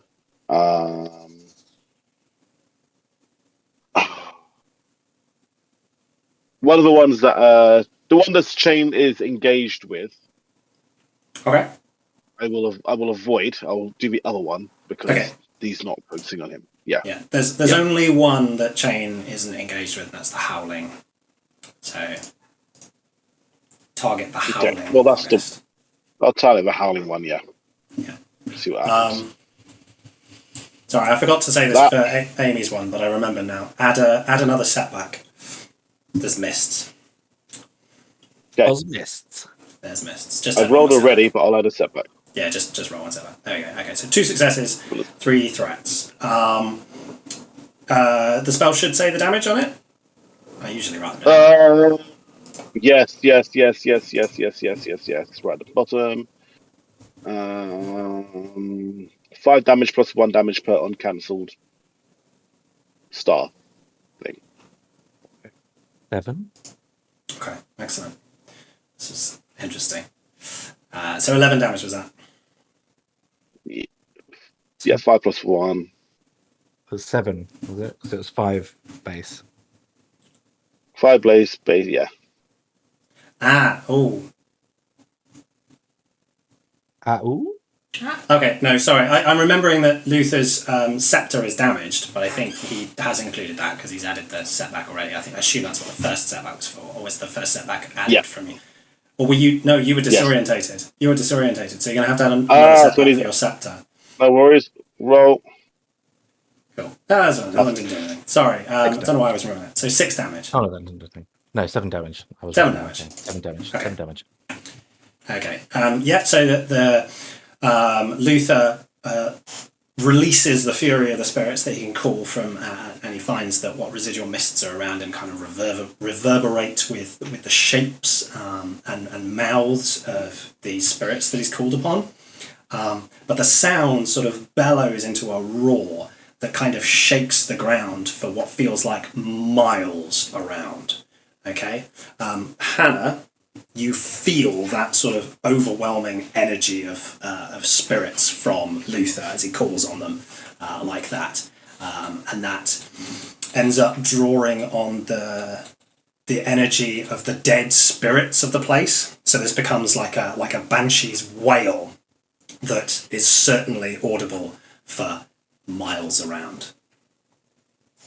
Scary. Oh, did I do a bad thing? It's Threats just on scary. Threats on magic can be bad. Threats on magic can be really bad. Every spellcaster within a day of you felt that. Whoa. Oh, how badly did you cast that? So that'll be the city. You don't need 2 strain, perfect. Yeah, I really didn't expect that. So this will make this whole chapter very interesting. Can we just do stealthily, Noons? Well, you fuck that. Can we just go over what just happened? Okay, 3 threats. Luther yelled. Yeah. Luther yelled, and suddenly the entire city knows that we're here. Yeah, pretty much. Luther yelled and called on the spirits, and that created kind of this chain reaction that called on the primal spirits, but then that agitated all of the dead spirits that are in the Mistlands, which created this wave of agonized screaming that other spellcasters like Hannah and presumably someone in the city is attuned to and will therefore know you're here. No, but at least, well, we don't know we're here. We just know there's some magic people here. They know that a magic person is here. There's some new magic users around. Oh, look, there's some new people in town too. So I wonder if they're related. We'll see how that goes. Okay, cool. New round. Well done. We got to round 2. So just to remind everyone of where we're at, the fleeing peasant is at short range from Chain, who's engaged with the grotesque and rotting Barghest. A howling Barghest is also nearby. The rest of you are at medium range from this hoo-ha. So we'll start with the grotesque Barghest, which will go to bite and claw and scratch at Chain. It thinks it will. It thinks it will. Yeah. Claws and fangs. Scratchy. Balls. Oh, come on. 2 triumph. Oh my gosh. I feel like you asked for that. That's hilarious. That's the first time we've seen 2 triumphs in this campaign. It is. That's incredibly funny. Even when you rolled like 7 times, we didn't get 2 triumphs. Okay. Lay it on me. Oh, great. I'm thinking, okay? I'm thinking, okay. 11 damage. 11 damage. We'll go with that first. So 5. Yeah. You got 2 threats, so after this, you can immediately perform a maneuver.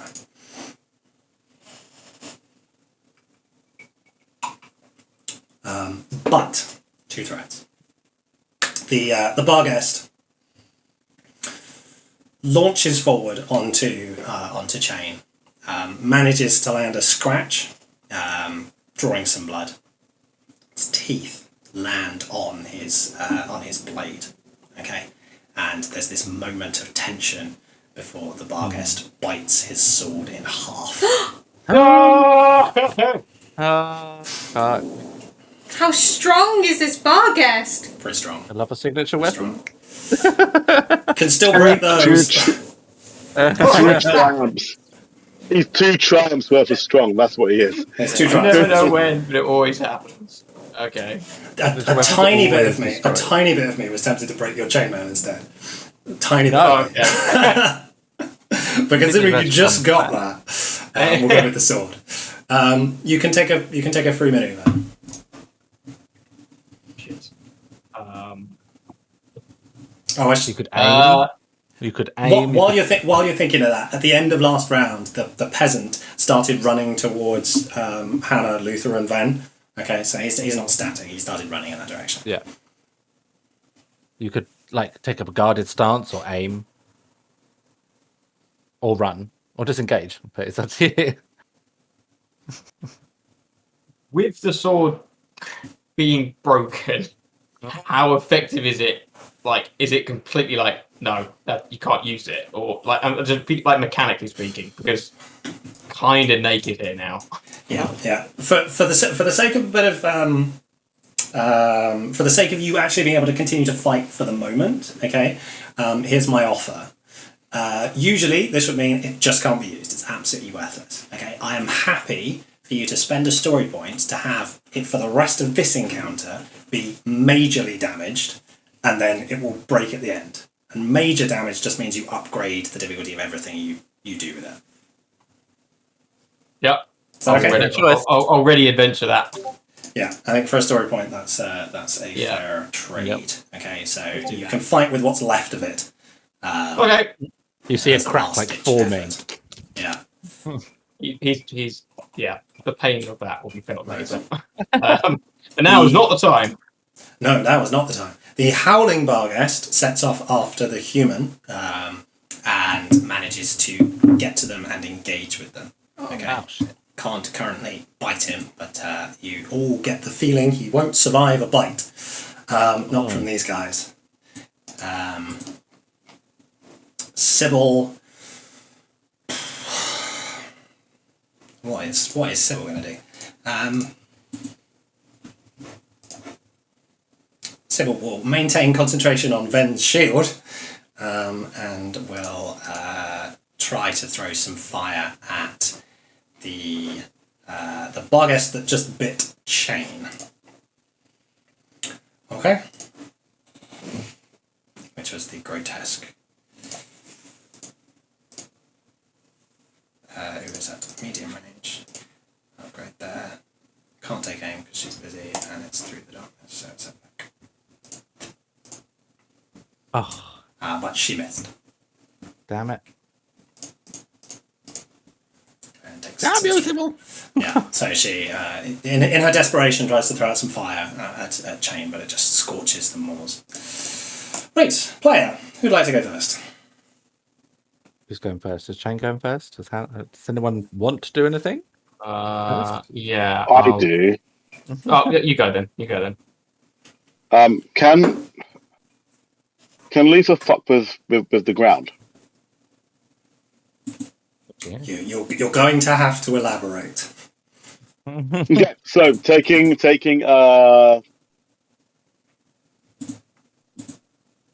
inspiration from Hannah a few weeks ago, Lisa's going to again try and reach into the primal,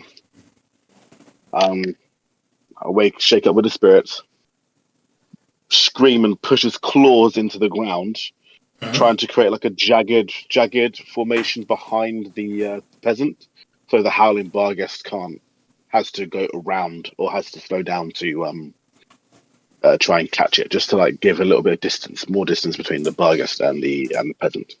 Just wants to like create a kind of barrier. Yeah, that sounds reasonable to me.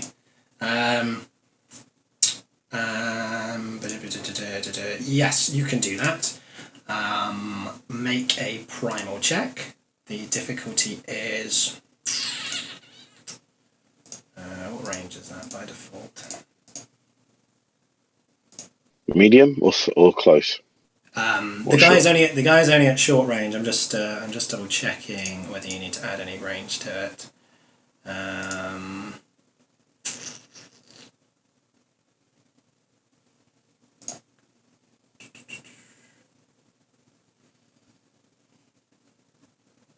Okay. Let's say it is a hard difficulty primal check. We'll just go with that. Hard primal. Cool. I'm using the scepter again because I want that boost, so I'm getting the setback as well. Yeah. 3 successes. Nice. Luther jams his claws down into the ground. There's this shudder through the earth, and then suddenly it bursts up between the fleeing human and the howling Barghest that was right on his tail, creating this sort of wall of jagged dirt and moorland, giving him a chance to sort of break away. Sweet. Very good. Nice. Two strain as usual. Who is next? Ben can go, unless anybody else wishes to do anything. I don't mind. I was just kind of hoping to go before the next wolf does. So Yeah, I don't you know go. if that's You now go. or after this one. You This go. is too- I don't need to go at any specific point. Are you sure? Yeah. Hannah is going to see that Chain is kind of got bar guests around him, and gonna like push out her hands, creating a gust of wind that then like encircles him, thereby protecting him a little bit. So I'm trying to create protection of the wind. He's at medium range. He's at medium range. He's at medium range. Yes, indeed. Oh, then can I move forward so that he's in short range from me? Or you can increase the difficulty of the spell. You could do either of those. It's up to you which one you want to do. I'm just telling you this. You've got the I'll option. step forward. Okay. Yeah. And I move towards him. Yeah. Is that everything? Yes. 3 successes. So I think that's extra 2 soak. Yes. Would you like to describe what the wind does? It's getting warm now, isn't it? Do you want to just twiddle that so that the sun comes in less? Bilehall? It kind of like encircles him, I'm listening. creating like a gust of wind around him. Oh, I see. It's a painting. What? That's there? Yeah. Yeah. That's for mine. Oh, yeah, I've just seen that it's in yours as well. I kept seeing it on Tom's in the background. I thought it was like a Yeah. pedestal-y thing. Yeah. No, That's it. I painted it years and years ago. But we cannot find a frame that's big enough because it's actually huge. Well, I found one, but it's like £90 for the frame because it's so big. Anyway, sorry. So it lives there at the moment. Okay, excellent. So Hannah's done that. Who's next? We've got 2 players to go. Chain and Ven. Shane, do you want to go before the next bar guest? Yeah, probably a good idea. Okay, shit. Well then. There's only really one thing I can do, which is attack it. There are 2, a grotesque and a rotting. Are they both at him now? Yeah. Which was the one that bit the sword? The grotesque. Yeah, well, That's the one you if the, don't sword want. is if the sword is going down, it's taking the bargaish with it. Right, so how do I upgrade this mother? Just add a negative upgrade. Right, majorly damaged. Minor is 1 setback, major is an upgrade. Severe is unusable. Right.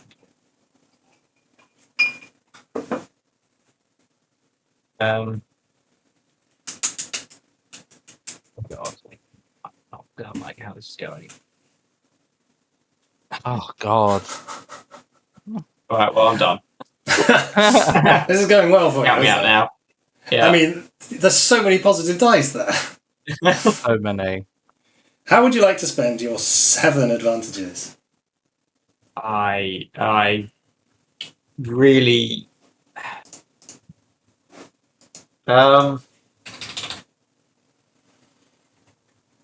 Gain lots of soak. Lots of defense, even. yeah, I guess just he sort of just pushes it off of him, I'm guessing, and then I honestly don't know. It's too hot for me to think about this. I basically want to get him sort of away from both of them in a more defensive position. Okay. Yeah, well, you can spend 2 to... have you already used 2 manoeuvres? Not on this turn. Okay, well, you can spend 2 to take a free manoeuvre to disengage from both of them. Yeah. And then you could spend 3 to give yourself a melee defense. So that's 5, and then you got 2 left, so you could give it a setback as well. Let's do that. Yeah, Let's just do that. max defense mode. Max defense mode. Yeah, Max that's defense mode. name of the game. Thank you. Okay. Right, the rotting Barghest will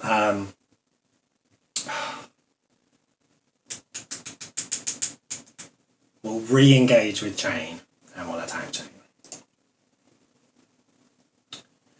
Chain engaged, claws, build. You've got an extra defense, so I'll add an extra black. And it's spent its maneuver engaging. We can always upgrade the check if you want. You can always upgrade the check, you can raise the stakes.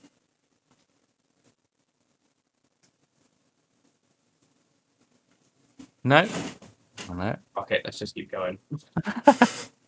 I'm not doing a fucking Barghest. It's pathetic. Yay! It missed, but got 7 advantages.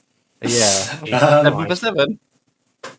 Don't really know what to do with 7 advantages. Thanks, this would be really mean. Three of those advantages it will spend to force Chain to drop what remains of his sword. And then he's going to pass 2 boost dice to the grotesque. Right, last player, which I think is Ben? Yes, Ven.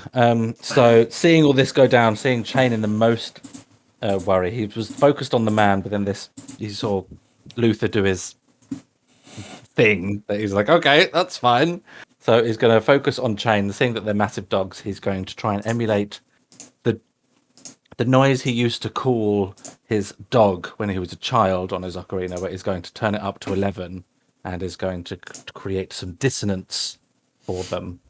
Okay. Aiming at the one attacking him, the rotting Barghest.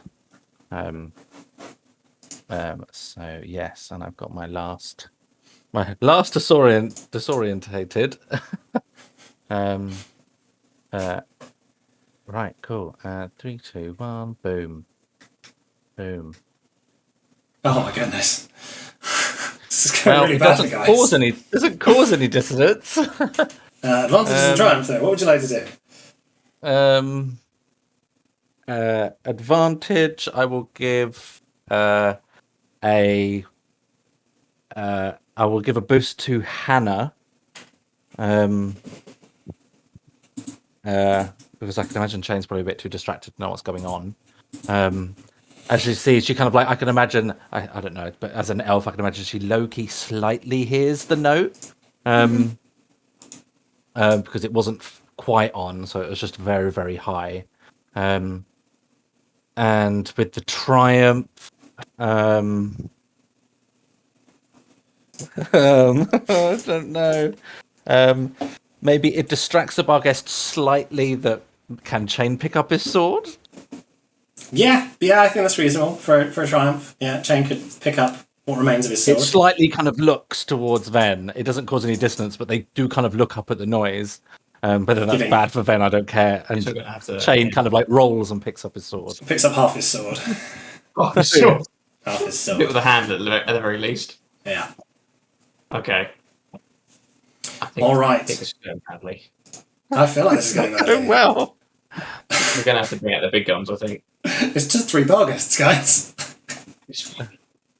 We can't hit them. To be fair, Barghests are actually terrifying creatures. Like, you shouldn't feel like this is this isn't trash. They're not minions. Right, round 3. To vaguely remind everyone, round 3. The rotting Barghest is engaged with Chain, who now has his sword again. The grotesque Barghest is at short range from Chain. The howling Barghest was engaged with the fleeing peasant, but that's been separated by Luther. The rest of you are at medium range from Chain, but Hannah's at short range from Chain now. Mm-hmm. Oh, it's all chaos. I hope DVH is keeping track. Okay. I'm going to work my way through it. I'll start with the grotesque, who's going to re-engage with Chain and try and eat Chain. Sorry, Chain. Not re-engage. What do you do? Re-engage. You still have that +1 melee defense. And it's still upgrading all its checks because it's still got a crit, so we're all good. That's the Howling Barghest. Oh, is it the Howling? Yeah, Oh, okay. that's the Howling one. Bastard. 7 damage. Oh, God. Can I parry this? He's got extra soak, though. Remember, you Yeah, got of course extra you soak can. because of Hannah. You have Because extra of- soak. Yeah, because of Hannah. Yeah, Two. two extra soak. Two So your extra soak is 8. Oh, and it's 8 damage. Yeah, 7 damage. it's 7 damage. So it negates it all, so you're fine. Yeah. You take no damage. You take no damage. Nice. Yeah, That's it, no damage. Like a Maximum combination of- defense mode. Yeah, there you go. The wind helping. Big shield and stuff. I'm going to leave the Howling Barghest where it is, and the Rotting Barghest that's already engaged with Jane is also going to try and bite Jane. So this is all the attacks on Jane. That makes sense. I mean, Okay, engaged our claws. sponge. It's got a boost from the other one. He gets a boost otherwise. And you're going to raise the stakes? we could if we wanted. We've got a lot of shit, but I was gonna use my heroic ability in the next turn. okay, leave it then. I'll take it. I'll eat through it. No, let's just go. Go for it. Go for the attack. Go for the attack. Go. Hit me. God. Interesting. Okay. Doesn't inflict a hit because of the extra No, it soak, doesn't. which is good. Which is good. It will pass a boost with the advantage, and then the triumph is just going to put Chain on the back foot, upgrading the difficulty of his next check. To make it simple. Right, then it's Sybil. She's going to try and throw fire at the... which Barghest is closest? It's the Howling Barghest, so she's going to throw fire at that one. Immolation Rune. Howling, short, build pool. Take aim. Darkness, or mists, go. Oh, for goodness sake, Sybil! Sybil. Up 2, down 1. Okay. Sybil's throwing fire and trying very hard. She's a bit panicked. Which is maintaining such a good protection around Ven. Yeah, she's spending all her time protecting Ven. Get in there, Ven. Do tanking. Right, player to go. Soak of 6, I guess now. Anyone who wants to go before the Barghest is the main thing, I suppose. But I think Chain, do you want to go? Jane, do your heroic ability. Which I don't know. Hang on. Have we seen it? Yeah, you have. Oh.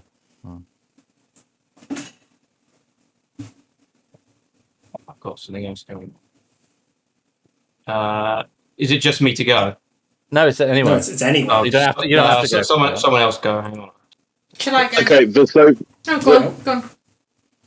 the Barghest that is chasing the peasant, where is he now in relation to the peasant? Short range, currently separated from the peasant by your like conjured barrier, and for as long as you maintain concentration on that, it can't get past. Could I potentially make some of the top of the like a boulder fall on it? Of the wall that I created, can I like put another bit of damage into it so it falls on him? Yeah. You can make an attack using primal. Go ahead. Thank you. What difficulty should we call this? Short range. Easy. Easy. Yeah, it's an easy check with 1 setback. It is easy. It's easy, 1 setback. And remember the boost and setback from your scepter. Yep. Boost and setback, yeah. Boost and setback. There's a line. So 2 setbacks. Yeah, I spotted it too. I thought it was on my screen, but it wasn't. I wonder if it's a light reflection or if I it's... think it's a light reflection, yeah. It's a light, yeah. Yeah. Yeah. I was like worried that's a weird line to have on a camera. Hey, 4 successes. Excellent. What's Yay! your cunning? What's your cunning? It's 3. 3, is it? 3. Luther, 3. Yeah. Okay, so that's 7. That's 7 damage. 7 damage! Yay. Okay, the rock lands on the Barghest. You hear it yelp on the other side. Yeah. But 2 strain for your spell, as usual. Yep. Of course. Sorry. Alright, who's going next? Is Chain ready? Or Well, he can go after you. Oh, he's on his Looks like phone. So you go. He's You struggling go. with something. shall I go? You go, Amy. Go. I would Double like to bring forth bolts of lightning to hit the two Barghest that are engaged with Chain again, which does Okay. mean it'll upgrade it. Yeah. Oh shit! I didn't mean to. Oh. Hang on. There we go. Yay! Oh, there we go. Was the success and was the boost and the setback given to you? The boost was from Ven, and the setback was from my disorient. There's mists as well. So one more setback. Sorry, that's like all over the place. Oh, so Okay, one so success, 2 triumph. one success. I didn't add on my advantage from my staff, so I've got 1 success, 1 advantage, and 2 triumphs. Okay, talk me through yeah. it. Talk me through it. I need 2 advantages to activate auto fire, but Yeah. could I use a triumph to do that Yes, you can. instead? Triumph is like a super advantage. So my triumph will be my super advantage so it hits Both of them. both Barghests for 9 damage. And then I crit the howling one too? Not the howling, You're not the shooting grotesque. The grotesque. Okay. Is the grotesque the one that broke the sword? Yeah. That one. Slow down. Okay. Anything left? I think you have 1 advantage left. 1 advantage. I will pass it on to the next person. Okay. And who is that next person? I am ready. Yeah. It's Chain. It's Chain. Here you Perfect go. timing. I'll do it. Sorry. Right. Excellent. Okay. Hannah Okay, just conjured some lightning which struck both of the Barghests that were fighting you. Okay. They're both looking a bit singed. Double triumph. Ordinarily, I would have concocted some sort of scripture for Chain to recite when summoning something, but I guess his sword is broken.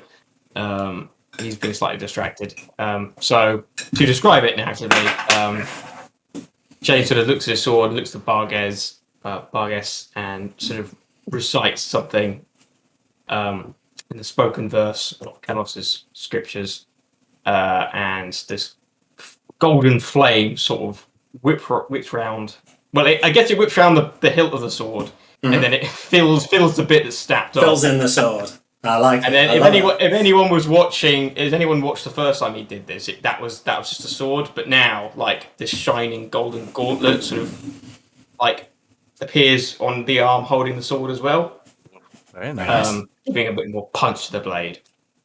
And so I use my heroic ability.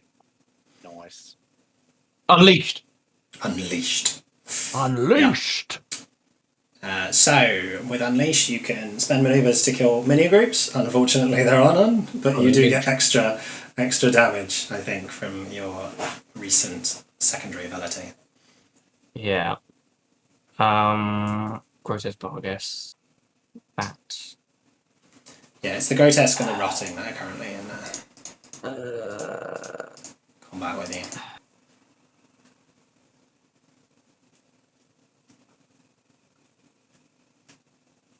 Let's go with the. Let's go with the grotesque. Screw it. I remember I actually made some scripture for Kelos ages ago. Did you? Yeah, called the Hearthfire Scriptures. How am I doing? Half dice. It's all in Shakespearean English though, so I can't even fucking read it. Okay, hang on.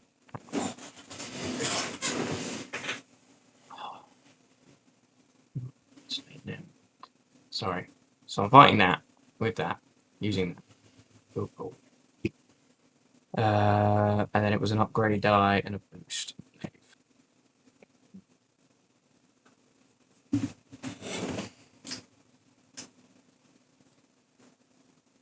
Now we'll find out if RPG Sessions really does. Hey, Dan.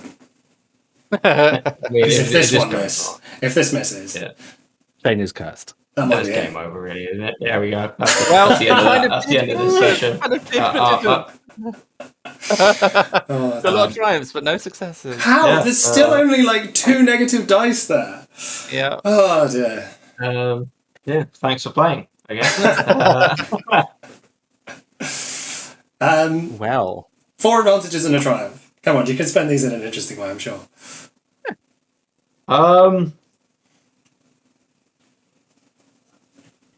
Okay. I guess the best thing I can do is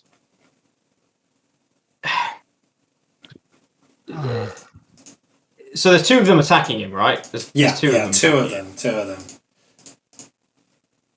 So is there a way that this bright flash of holy fire that doesn't do any damage, it just sort of stuns them or like temporarily blinds them at all? They sort of wince, sort of like, and it just makes their vision like really blurry or whatever. So they have like a massive setback, or I can mega setback. for the triumph. I can like upgrade the difficulty of the next check, and if you spend 2 advantages as well, I'll let that hit both of them. Yeah. Let's go with that. Okay. And then you've still got 2 advantages as well. Give a boost to the next person, the next 2 people, targeting the fucking gross one. I just wanted to die. Yeah, well, with 2 you can pass it to someone in particular. It's usually Hannah shooting them, to be fair, or Sybil's trying. But Yeah, go to Hannah. Yeah, sorry. Yeah, absolutely. Go to Hannah's Hannah. been dealing some smoky lightning damage. She's been doing lots of lightning damage. It's been good, but you are starting to run out of strain, aren't you? Yeah, but Are you remembering to do your +1 each time? yes, I have been. It says +3 on each time. Probably should try and heal people's strain, but okay, right. Last Barghest was the Howling one, which just got knocked. It tries to get past Luther's wall and can't. So realising that, it starts running towards Chain. oh god. So now it's short range from Chain. Last player to go. I think it's fine. He's going to try the same thing again. He's going to just try and do it to distract them or hurt. He's just basically trying to distract them with it, or trying to hurt their ears or something. But on the grotesque one. Yeah. Ah. What is with your luck today, guys? Like, this is... I've never seen it be this bad. Oh no. Like, never. 1 advantage. I give a boost to the next person. Okay, we'll find out who that's going to be. As it distracts the bar guests and... Right. Grotesque Barghest tries to eat Chain again, because that's all it's trying to do. It can take aim because it's not doing anything else. You haven't got a bonus defense now. Are you going to raise the stakes? It's up to Chain. At this point, it's just bait. That's all it is. We got hit. But you've still got loads of health and loads of soak, to be fair. So Yeah. You do. Yeah. I feel like we need to use those 2 in a more constructive way than just making it harder to hit Chain. I don't know what everyone else's heroic abilities are, but now might be the time to consider using it. If you got them, talk to them, but they only leave it all. Now's the time. I'm gonna elect not to use it on this particular round. Okay. I'm useless. Cool. I'm going to roll the attack from the Grotesque. Oh, thank God. Just a triumph. Sorry. So many triumphs at the moment. What is with Okay. Doesn't hit Chain, but I am going to use the triumph to have the Grotesque Barghest knock him over. Okay. Great. Big, nearly horse-sized dog manages to just sort of bowl him over. Which makes it harder for the other ones to hit. This is why I hate combat. Right here. What we are experiencing. But at least in Genesis, it's narrative. It's not just I hit, you miss. You're still smiling, so you hate it, but you are still smiling. I'm enjoying the utter chaos of it all.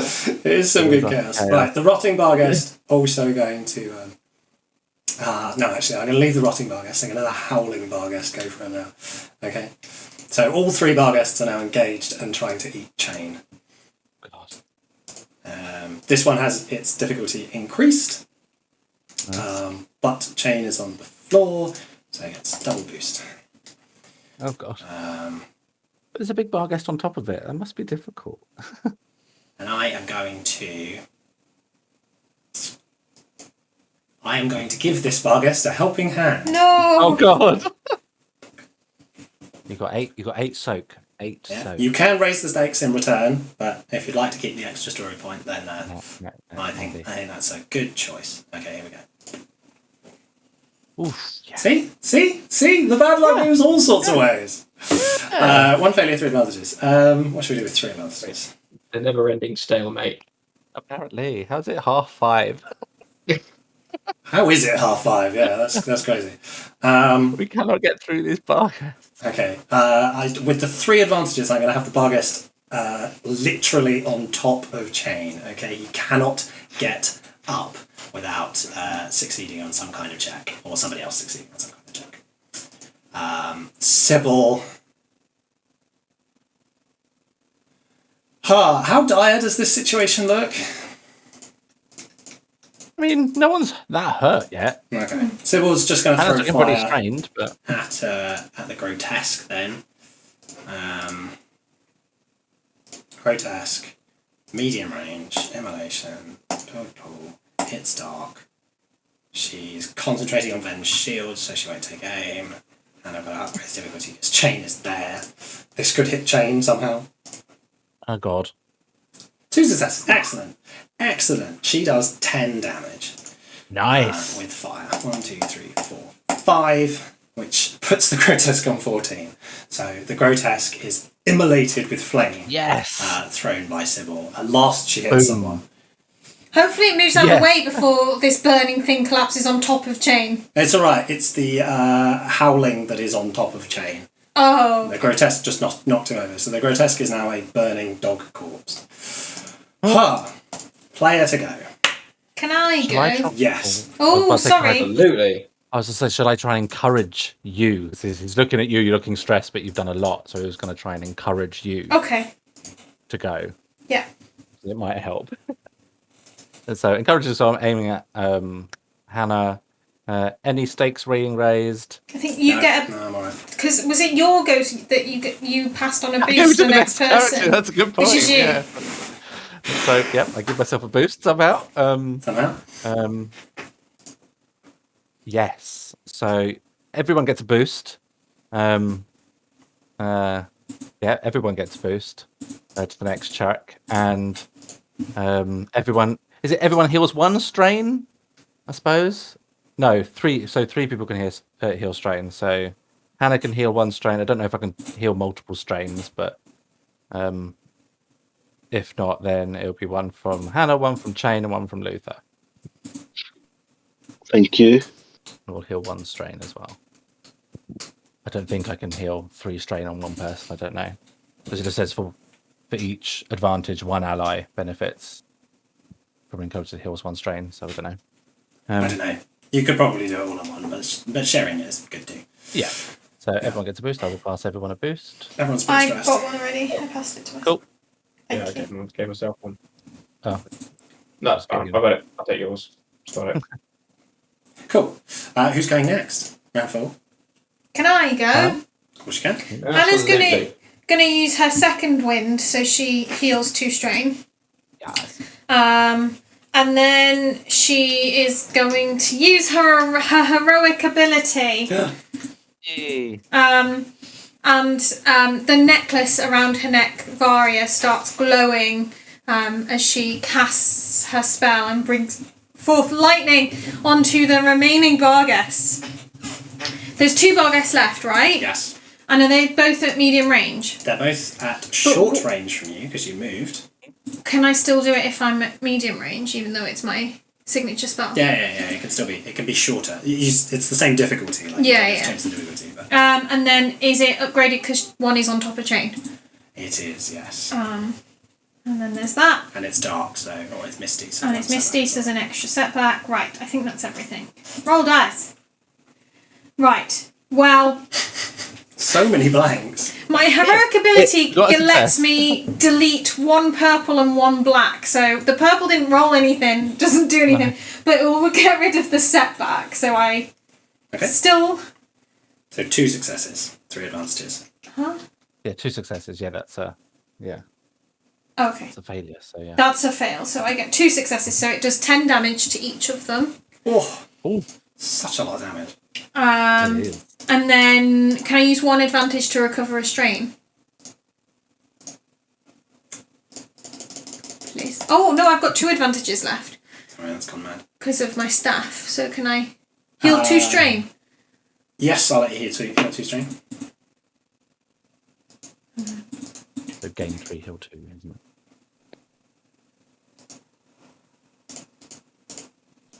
it? The Howling Barghest is struck with this bolt of lightning. It shudders and then collapses on the ground with smoke rising from its fur. Just the rotting Barghest remains. Is my heroic ability active until the end of my next Till turn? the end of your next turn, yes. Nice. Right. Okay. Who's going next? I think it's Ven...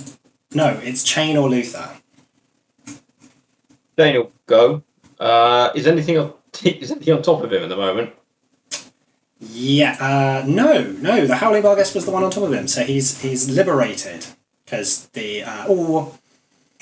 No, the Howling Barghest fell on him. So he's got a Barghest on top of him, but I will let you push it off without a check or anything like that. Like, Chain still has to muscle his way out, but it's not inhibiting you. I guess let's attack this. Rotting Barghest. Rotting Barghest, sorry.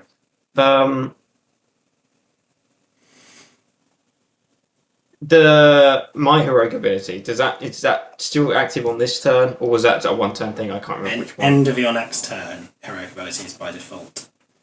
So it's still active. It's still active. Because it's not the end of your next We're turn. we're just using it for the damage at this point. Okay, build the ball. Got that. You need to upgrade it. So, for Death or Glory, the final hit. Oh my god. What's going on? Chain is actually cursed. It's one of these sessions. Isn't It's it? one of these sessions. Yeah. I'm worried about the next bit. It might just be Cool. this encounter. This encounter is cursed. Yeah, and Chain will absolutely smash the next encounter. Yeah, exactly. He'll have to. I'm sword. Two advantages. Any ideas?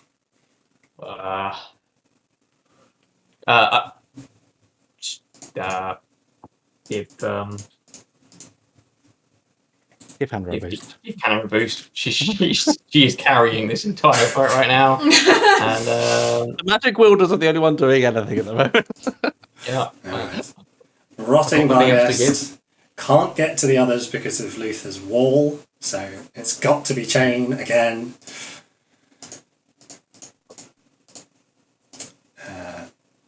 Oomph. Ooh. Oh, a despair. A You haven't seen the despair in a long despair. time. Right. Chain is disarmed again and given another setback.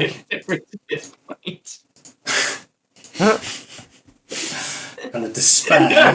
Just take the sword, damn it! Just take it.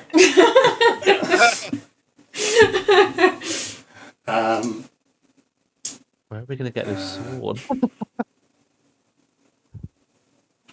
Don't really know what to do with the despair aside from upgrade its next check because I just can't think of anything all that useful. Right, Luther. Can I once again dig into the ground and try and push a jagged bit of rock through his chest or head? Yeah, you can do that. Go ahead and make a primal check with 2 purple dice and 1 black dice, and then a boost and a setback if you're using your scepter. It's a medium range at the moment. Yeah, will it need to be 3 purple dice then? Kind of moves forward a bit. No, one to short, 2 to medium. So yeah, no, two purple dice. That's right. Okay. Do I get setback for? Setback for the mist, Mhm. and a boost and a A setback setback for your the center. slip. Yeah. Brilliant. Done. Hey. There we go. So 6 damage, 1 advantage. Yeah, jagged rock spikes through the rotting Barghest, draws blood or draws injury from the undead canine. How do you want to spend your advantage? Can I reduce the strain? Yeah, and then you suffer 2 strain for the spell. Right, round 5. Rotting Barghest tries to eat chain again.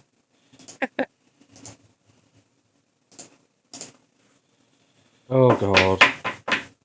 It's alright, 7 damage still isn't enough to get through Chain's soak and armour, so I don't know what Dan is grumbling about. Yeah, It's like a brick wall over there. Right, it's because it should either end in one or another. Not take an hour to get nowhere. That's my problem with combat. Oh, dear. To be fair, this is an outlier combat, this one. This is a bit of an outlier. This shouldn't be a problem. It should be something that is so fun. This is the fun of dice. I'm enjoying it. The beauty of dice. See the he's narrative, not ready see it in your to head, Dan, pass see himself a boost. I think it's quite visual, especially considering what's coming next. Sybil throws fire. Yeah.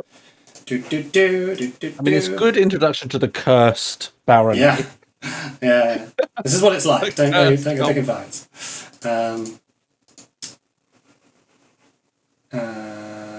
There, she can't aim because she's shielding. I mean, at this point, she could stop shielding me. She doesn't want you to get hurt. I know you're nowhere near the fight. Hey, there's Ocarina. Well, she succeeded. So Another triumph. Another triumph. With a triumph, which she uses to trigger burn. So the rotting Barghest is engulfed in flames and finally succumbs. Sybil killed 2 of them. She missed a lot as well, to be fair. She did miss a fuck ton. You finally all have a chance to catch your breath. It was a combat not for chain, you see. It was designed to let the magic users... Mate, it was 3 fucking wolves. Let's not dress it up. It was 3 fucking wolves. The Barghests, they're not wolves. And he came off without a sword. Sorry. That was low. That was low. Poor chain. Cool, this one. Boom, boom, boom. Okay, I What are we doing need now? some water because it's very hot. Taking a breath. So Yeah, cool. simple call or discipline check. I need some water, but feel free to have a very quick chat. I won't pause the recording. With advantages, you take off your strain, right? Advantages, successes, you take the advantages. Don't do anything like initiative, just successes. Okay. Unless you may have got like millions of advantages sometimes, but you can thematically say, but normally about like 7 advantages.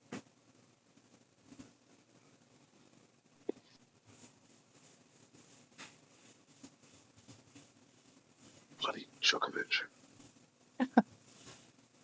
Oh, let me change the music. The Mistlands, I think, are... You're going to be like, why? But the Mistlands are, like, my favourite part of Terrinoth. Oh, really? Yeah. I did like the idea of going to the Mistlands. Yeah. To admit, that's what I was like. I've got cool. I've got a campaign written all about the Mistlands. Ah. I want to go to the South Wood. Yeah, the aim Helen. Yeah.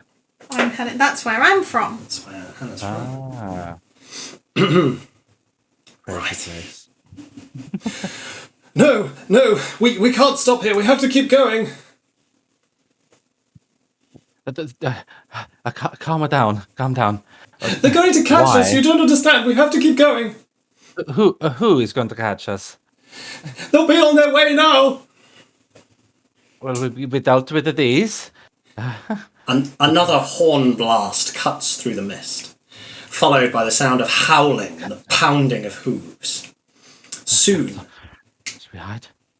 a half-dozen mounted figures ride into view, flanked by a pack of barghests. They waste little time encircling you, these straight-backed figures looking down from atop their horses, grim-faced and imperious. One, a pallid-skinned, ivory-haired man wearing riding leathers, approaches and dismounts. At his hip, he carries a low-slung longsword, his red-eyed mount turning back to join the others as he extends both hands, palms upright, to either side of himself, stepping forwards. How serendipitous! Our quarry appears to have found himself a champion! The man announces, smiling as the band around him chuckles. Come now, hand over the boy so that we may conclude our hunt. Boy. Does it look like a boy? No, Oh, not man. particularly. He looks like a man. What the hunt are you doing? We are engaged in our regular hunt. You are hunting the big animals? The animals? No. You are hunting him. Why, yes, of course. We must give the low folk the opportunity to liberate themselves, should he manage to escape the Mistlands. Ben kind of looks at Jade.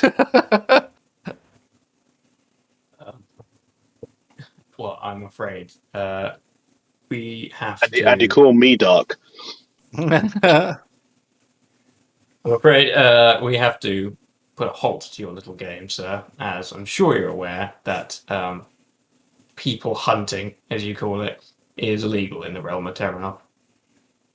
My, I didn't realise we were in the realm of Terrinoth. Last I checked, the land was called Talendon. Has the name changed? Everyone sort of Talendon. laughs at that like it's some kind of in-joke. What does This realm hasn't been called Talendon for thousands of years. Is that so? My, I must be behind the times. What is the name of your king now?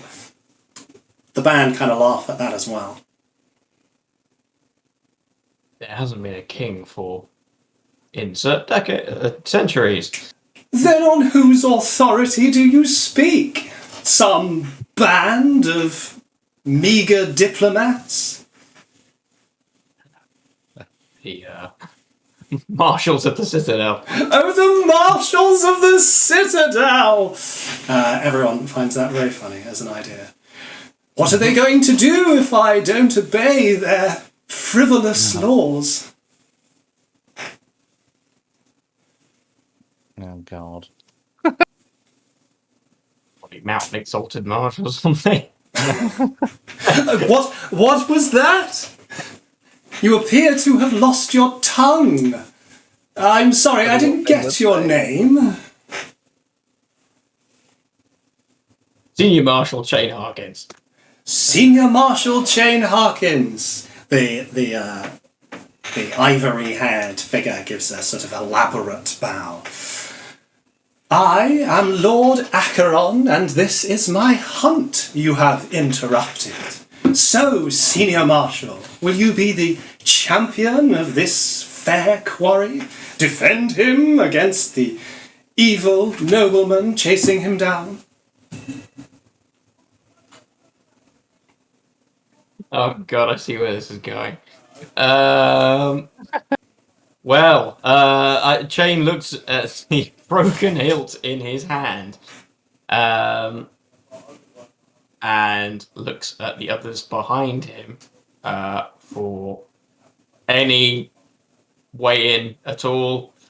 Oh, no, I'm still trying to think of what Victor. I mean, Ven is much better at talking his way out of things than I am. Trying to think if I don't know if Shane would know what Ven would know what to say in the situation. I can imagine he would try As a marshal of to this, him up. as a sworn-in marshal, it is my duty to protect the public and the innocent from any tyrannical behaviour, such as what you're displaying, sir. He calls me a tyrant. Oh my, I am aggrieved by your venomous words, Senior Marshal. Will you stand by them? To the day I die. Excellent. Then we have a duel, my friends. I promised you entertainment, and entertainment we shall have.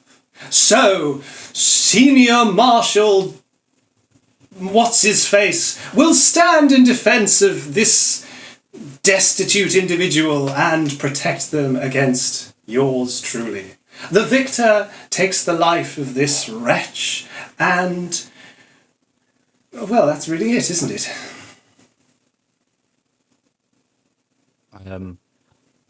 I could imagine Ven would kind of like step forward and point out that like he chained weapon is it would not be honourable or fair to I demand compensation for the sword being broken.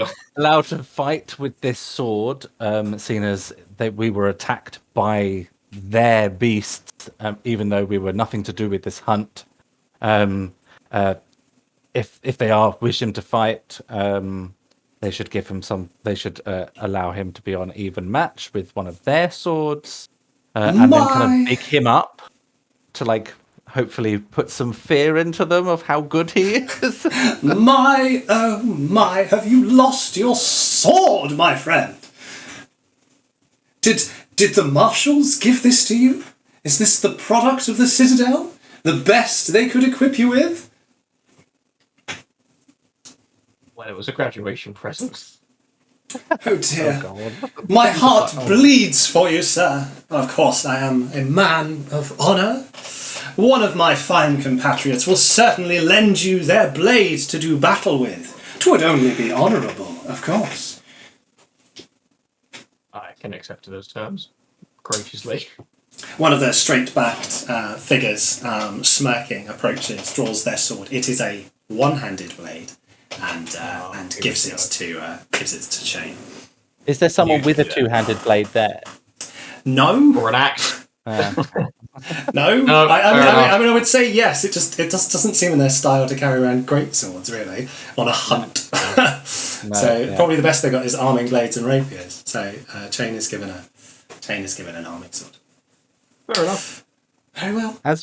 As Ven is next to Chain, can he try and give him a little encouraging pep talk before it happens? Yeah, you can go for it. Would you like to roll some dice for that? Yes. Yeah, go for it. But I do it as an encouraging song, or does it have to be leadership, or Use the same check as an encouraging song. yeah, Like. encouraging pep talk?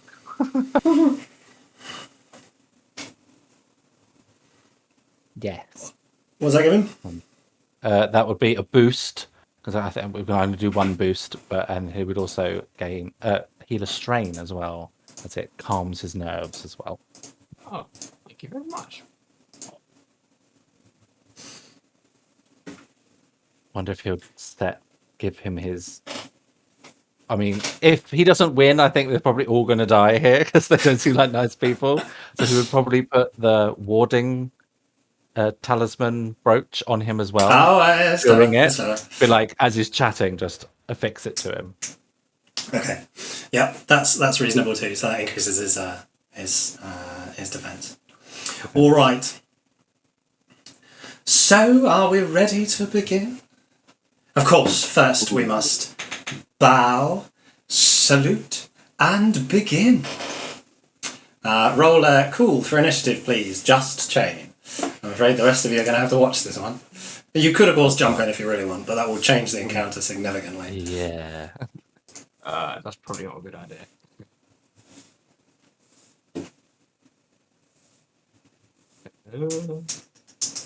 Oh, nice. Before they start, could Lisa in between the rounds of like boxing matches where like Yeah. the trainer comes up and like does all the Vaseline and stuff? Could Lisa just go into his bag and just wipe down some of his scratches that he's got already to help heal? Yeah. Hold on the You could put some salve on him. If you've got a health elixir, you could expend that to just quickly patch him up. If you don't, then I do, but want to keep that for later because we might need it for later. I mean, I have some. So. Okay, I will let you make a very quick medicine check, but it will be hard because you're trying to do it fast. So I'll let you make a hard medicine check. No problem. For him. Oh, they still went first with the. Oh, for fuck's sake! Really? Wasn't meant to be. Wasn't meant to be. That's all right. It inflicts, unfortunately, one strain on yourself. Okay, so Acheron goes first, lunges forward with his sword to try and strike a blow on Chain. Let us see what the marshals are made of. The marshals of Terrinoth. God, he's a twat.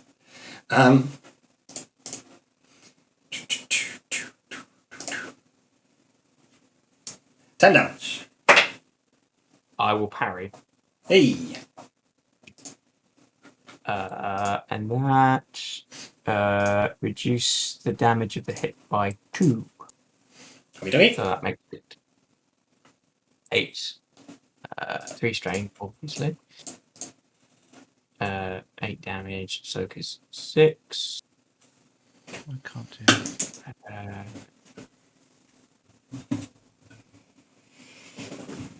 Can't do this. 6, so 2 damage. It will be a crit, I'm afraid. Oof. Acheron lunges forward with this with a speed that seems unnatural. Can't change the music. I can't do the.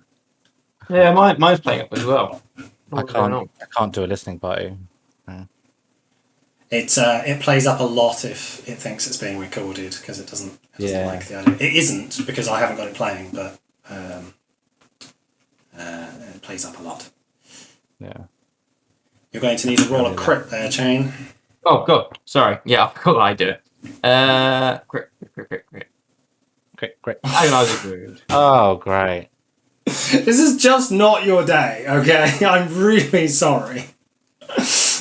I'm really sorry. Oh dear.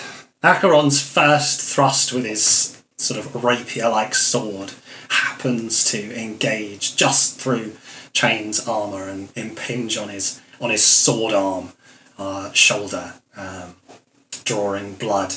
At the sight and smell of blood, you see Acheron's eyes light up with a fire. Oh, fuck. Yeah. Chain, it'd be your go.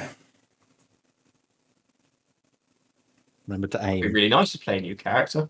I like your backup character, they're a good one. We're all playing backup characters after this. No, right, Acheron. So I am targeting him. Engage. Oh god. Okay. I don't think I can use this because I need to use the sword. No, it would be a different sword. No. Yeah. What is the specs for a one-handed blade? Oh, it's just melee light. I can tell you what the damage and shit is, but you just need to roll as. Which I think, unfortunately, I'm afraid you've really been set up to fail here, and I do apologise. That's just how the dice have fell, rather than that I in any way planned this. No, absolutely. It's just been poor luck throughout. I don't blame anyone. The sword is +3. Okay. Melee light. God help us all. Remember to aim. And you've got a boost from me. And a despair. Love it. Okay, hang on. Can I inflict justice of the Citadel? Yeah. Because it is a successful melee hit, which will give it Add damage and equal rank, so I've got 2 ranks. So it's whatever the damage is plus 2. And a further switch. So that's 4 damage plus 2, which is 6. Well, Yeah. roll the 2 boosts. There might be more. Oh, 1 boost from me. Sorry. Oh, well done, sorry. Yay! Hey! And you could aim as well if you wanted, but you didn't say. Okay, cool. Your attack, your counter attack, just manages to draw a grazing scratch on Acheron. 3 advantages. How do you want to use those? I require some strain. Yeah, of course you can. And then your despair. Oh, God. I think it's just going to upgrade the ability of Acheron's next check as Chain leaves himself open. Right, that was the end of round 1. Any of the observers want to just add anything? The hunt are enjoying the show. I mean, I can try and encourage, but I don't think that works. It's likely to be more flavour than anything else. Yeah. I just wanted to give you, because this is a one-on-one fight, I wanted to give you guys a chance to input in any way. I think Ben would just kind of be like, Yeah, that's fair. Okay, we'll do round 2. probably comforting Sybil. Sybil's looking pretty panicked. Yeah. Chain's one of the party members that hasn't developed a connection, but she's always thought of Chain as being scary, and so this is especially frightening to her. So she's a bit distressed and Ben will uncertain. comfort her. In her distress, she sort of fidgets with her hand quite a lot, with the palm of her hand.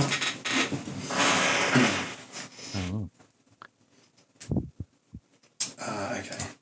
Acheron, sword, engaged, Chain, add them, take aim. I'm going to ask for help. Oh, God. You're going to raise the stakes. Double upgrade. Double upgrade.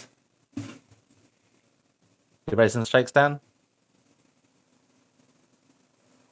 No? Go for it.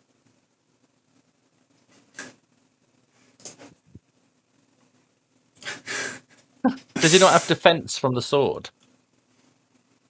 The sword does have defensive one. Yes. Well remembered. Go on, there you go. But Four his great successes. sword does as well, doesn't 4 it? successes. His greatsword does, yeah. He should still have his defense up, to be fair. Mm. Don't know why that didn't. Something went wrong there. Well spotted. Okay, so that's so Acheron lunges forward again. You rather get the impression he's toying with Chain at this point. There's, as competent a combatant Chain is, he's not experienced with a single-handed weapon, and it looks like this fellow has had a long time to practice. So, 12 damage. Yeah, sorry. 6.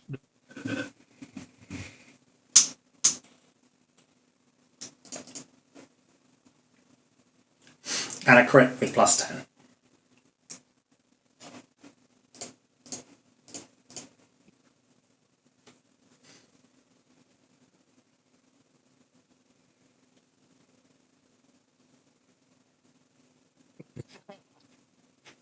Another wound. It's your go, Jane. Is this truly the best that Terrinoth has to offer?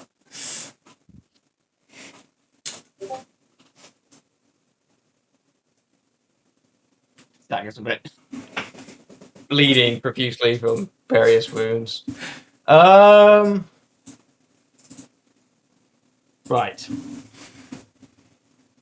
He's not really got much left in him, poor old Chain. I just want to figure out what my final stand will be before the end.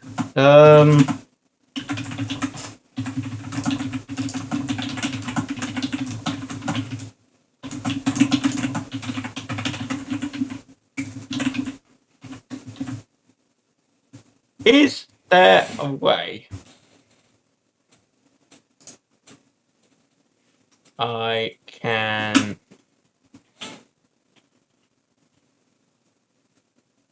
use divine to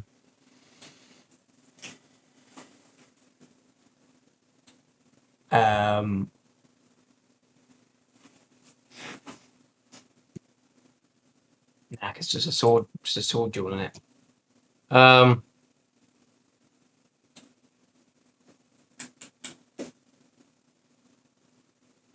Yeah, I'm not gonna put that. I think he will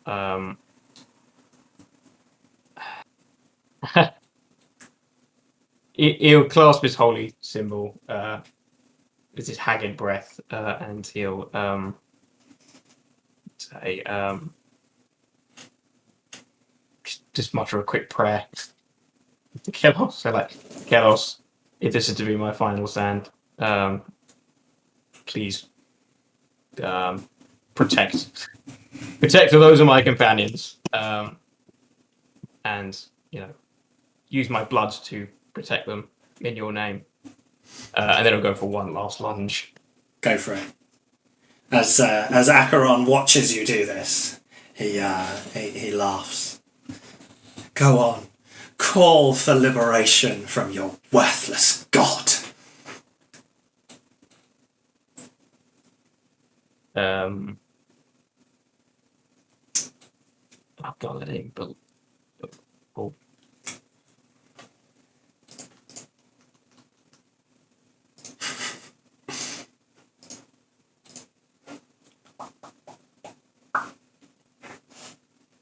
Just as sort of an outside thought, I had, in writing this, no idea in which order you guys would do these chapters. So this could have been like the chapter you do in 4 chapters' time when you're as buff as anything. So there was all sorts of ways that this could have gone. I'm afraid, don't feel like this is too. I mean, it is pretty dire, but like that's not 100% your fault. Hey! How much damage is that? 4. Yeah, we'll do justice. Oh, it's plus brawn, isn't it? So add another 2 to that, whatever the damage was. So it's 6. Yeah. Acheron knocks Chain's attack aside with his blade. Nice.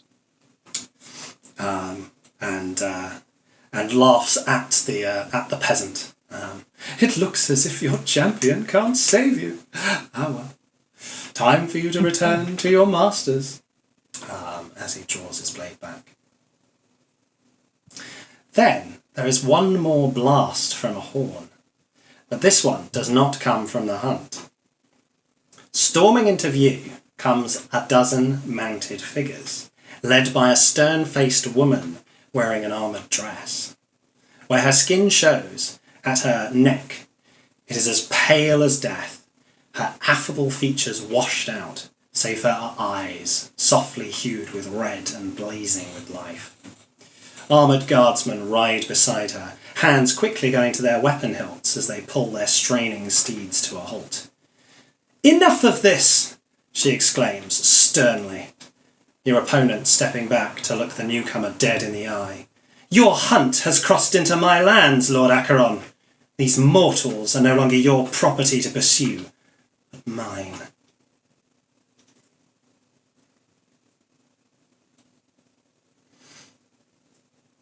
The two engage in a bit of a conversation. Acheron arguing that this is still his quarry, but in the face of his own hunt, he eventually concedes that you are no longer his quarry. With one last look and a nonchalant laugh, he remounts and his hunt disappears back into the fog. The stern-faced newcomer looks down at you.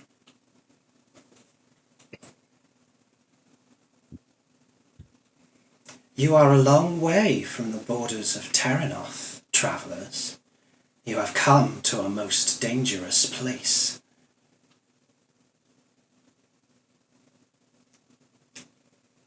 We have. I see. It seems it is more dangerous than we thought. Who am I addressing? I am sorry. You address the lady of House Vitus, Pandora. Pandora. You had the unfortunate pleasure of meeting the Lord of House Acheron. Was it House what, sorry? Vitus. Vitus. Vitus. Acheron. The bounds of Bilehall are not safe for mortals. Why are you here? Looks to his companions. Have we thought of a reason why we're here other than we're looking for a blade to destroy? You're the liar in the group. You I can't know! do it. I can't think of a line that quick. Ben thinks of a convincing lie. For a band. We made a play for it or something. On the lines of, we were adventurers, we'd heard of an amazing place called Bilehall. Some people said it was deserted. We came to see its beauty. Something like that. Sure. She doesn't look wildly convinced, but that's fine. She sort of lifts her chin and looks towards Bilehall in the distance and says, "Well, you are now in my lands, and are therefore my property. You will come to my house. I trust you won't resist." Was Bilehall the direction that Acheron went? Or Yeah, he went not? towards Yes, Bilehall as right. well. Yeah. So he's Bilehall. Great. He's Bilehall, yeah. Yeah. Of course, we will not to come. We will come willingly, with no trouble. Is your companion going to bleed all over the floor? I'd assume Luther was doing something. Don't know, is it? Yes.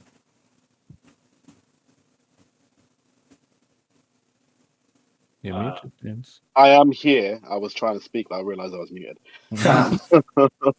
Sorry. Luther will heal Chain for as much as he can. As you know what? Chain's got an elixir. No, I don't think I do. Yeah, I gave you one. We did one before last session. So unless you've used it already. You gave me an elixir. Yeah. I think I made 2 or 3. He did make some. He did. When did you make them? The last episode that DBH was in. My quantity of health elixirs is currently at 0. So Did you add them? Yeah, you add them yourself. I kept 1 and I kept 1. Ben said he had his own. I've got 2, yeah, because I already had some. Ben said he had his own, so I gave 1. I think I gave 1 either to you or 1 to you, and I think 1 to Hannah. You very well might have. Because I've lost track of when the last time I had one was. So I know I had 2 at one point, and I drank both of them. I don't think I've drank 3. So if you're saying you gave me a third one, yeah, because I made 3. I'm willing to accept that. Um, I wouldn't have had it because I've already got 2. Yep. I was going to give 1 to you, Ven, but Ven said he had 2, so I was like, no, I'll just give it to you. I'll keep 1, and I'll give 1 to Shane and 1 to Hannah, and I'll keep 1 for myself. I think that's what happened. Oh, so I've got 1 as well. You should be, yeah. Okay. Cool. Well, if he has it, I'll drink it. Yeah, I'm not going to look a gift horse in the mouth. Thank you. Right. So, accompanied by Lady Vitus's retinue, you are taken to Bilehall. Oh, we've taken to Bilehall. So they all live in They Bilehall. all came from Bilehall. You approach this Gothic city in the mist of tall spired steeples and steep slate roofs, grey stones, and cobbled streets. The streets themselves are quite quiet, a certain eeriness, and the sun never seems to properly touch the city at all. You are taken to Castle Vetus, a modest keep in the city's southern district. You're brought inside, and from mute servants, you are taken to chambers and offered hot baths and clean clothes, and invited to dine with Lady Vetus that evening. Assuming none of you object or cause any trouble. Oh no, Ben will make sure that everyone is like, this is the good. We've got the baths and we've got the food. Just pretend like we are. Jane isn't really in the position to, Yeah. argue with anyone right now. Then that is where we will leave the session, I think. Just thought. Well, Where's Castor? oh, he's with you. Cool. They brought Castor along, yeah. Okay. So we'll leave it there to pick up next time your experience in Bilehall. You're in House Vetus at the pleasure of Lady Pandora, who has taken an interest in you. Shit. Great. I mean, I'd rather her take an interest than Lord Acheron at the moment. Yeah. Because I don't know about the rest of you guys, but I'm feeling very warm. And, I'm so warm. I think Yeah. I don't want to overdo it. So just to finish up, Ven and no, not Ven. Just Hannah, could you roll a d10 for me, please? Me? Yeah. You.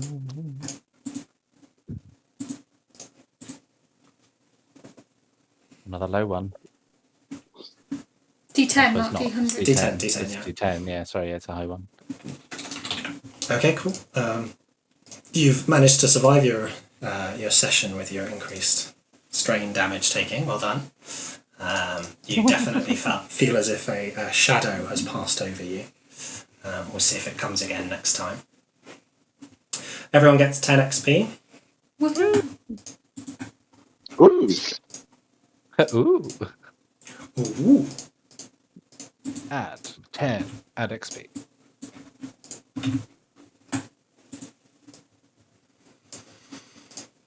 Edit. And once I noted that in. 38, 28, 2. Okay. Any questions? I'll sort out next No. session, but I'll do that after I've stopped the recording. Okay, I'll stop recording there. Do.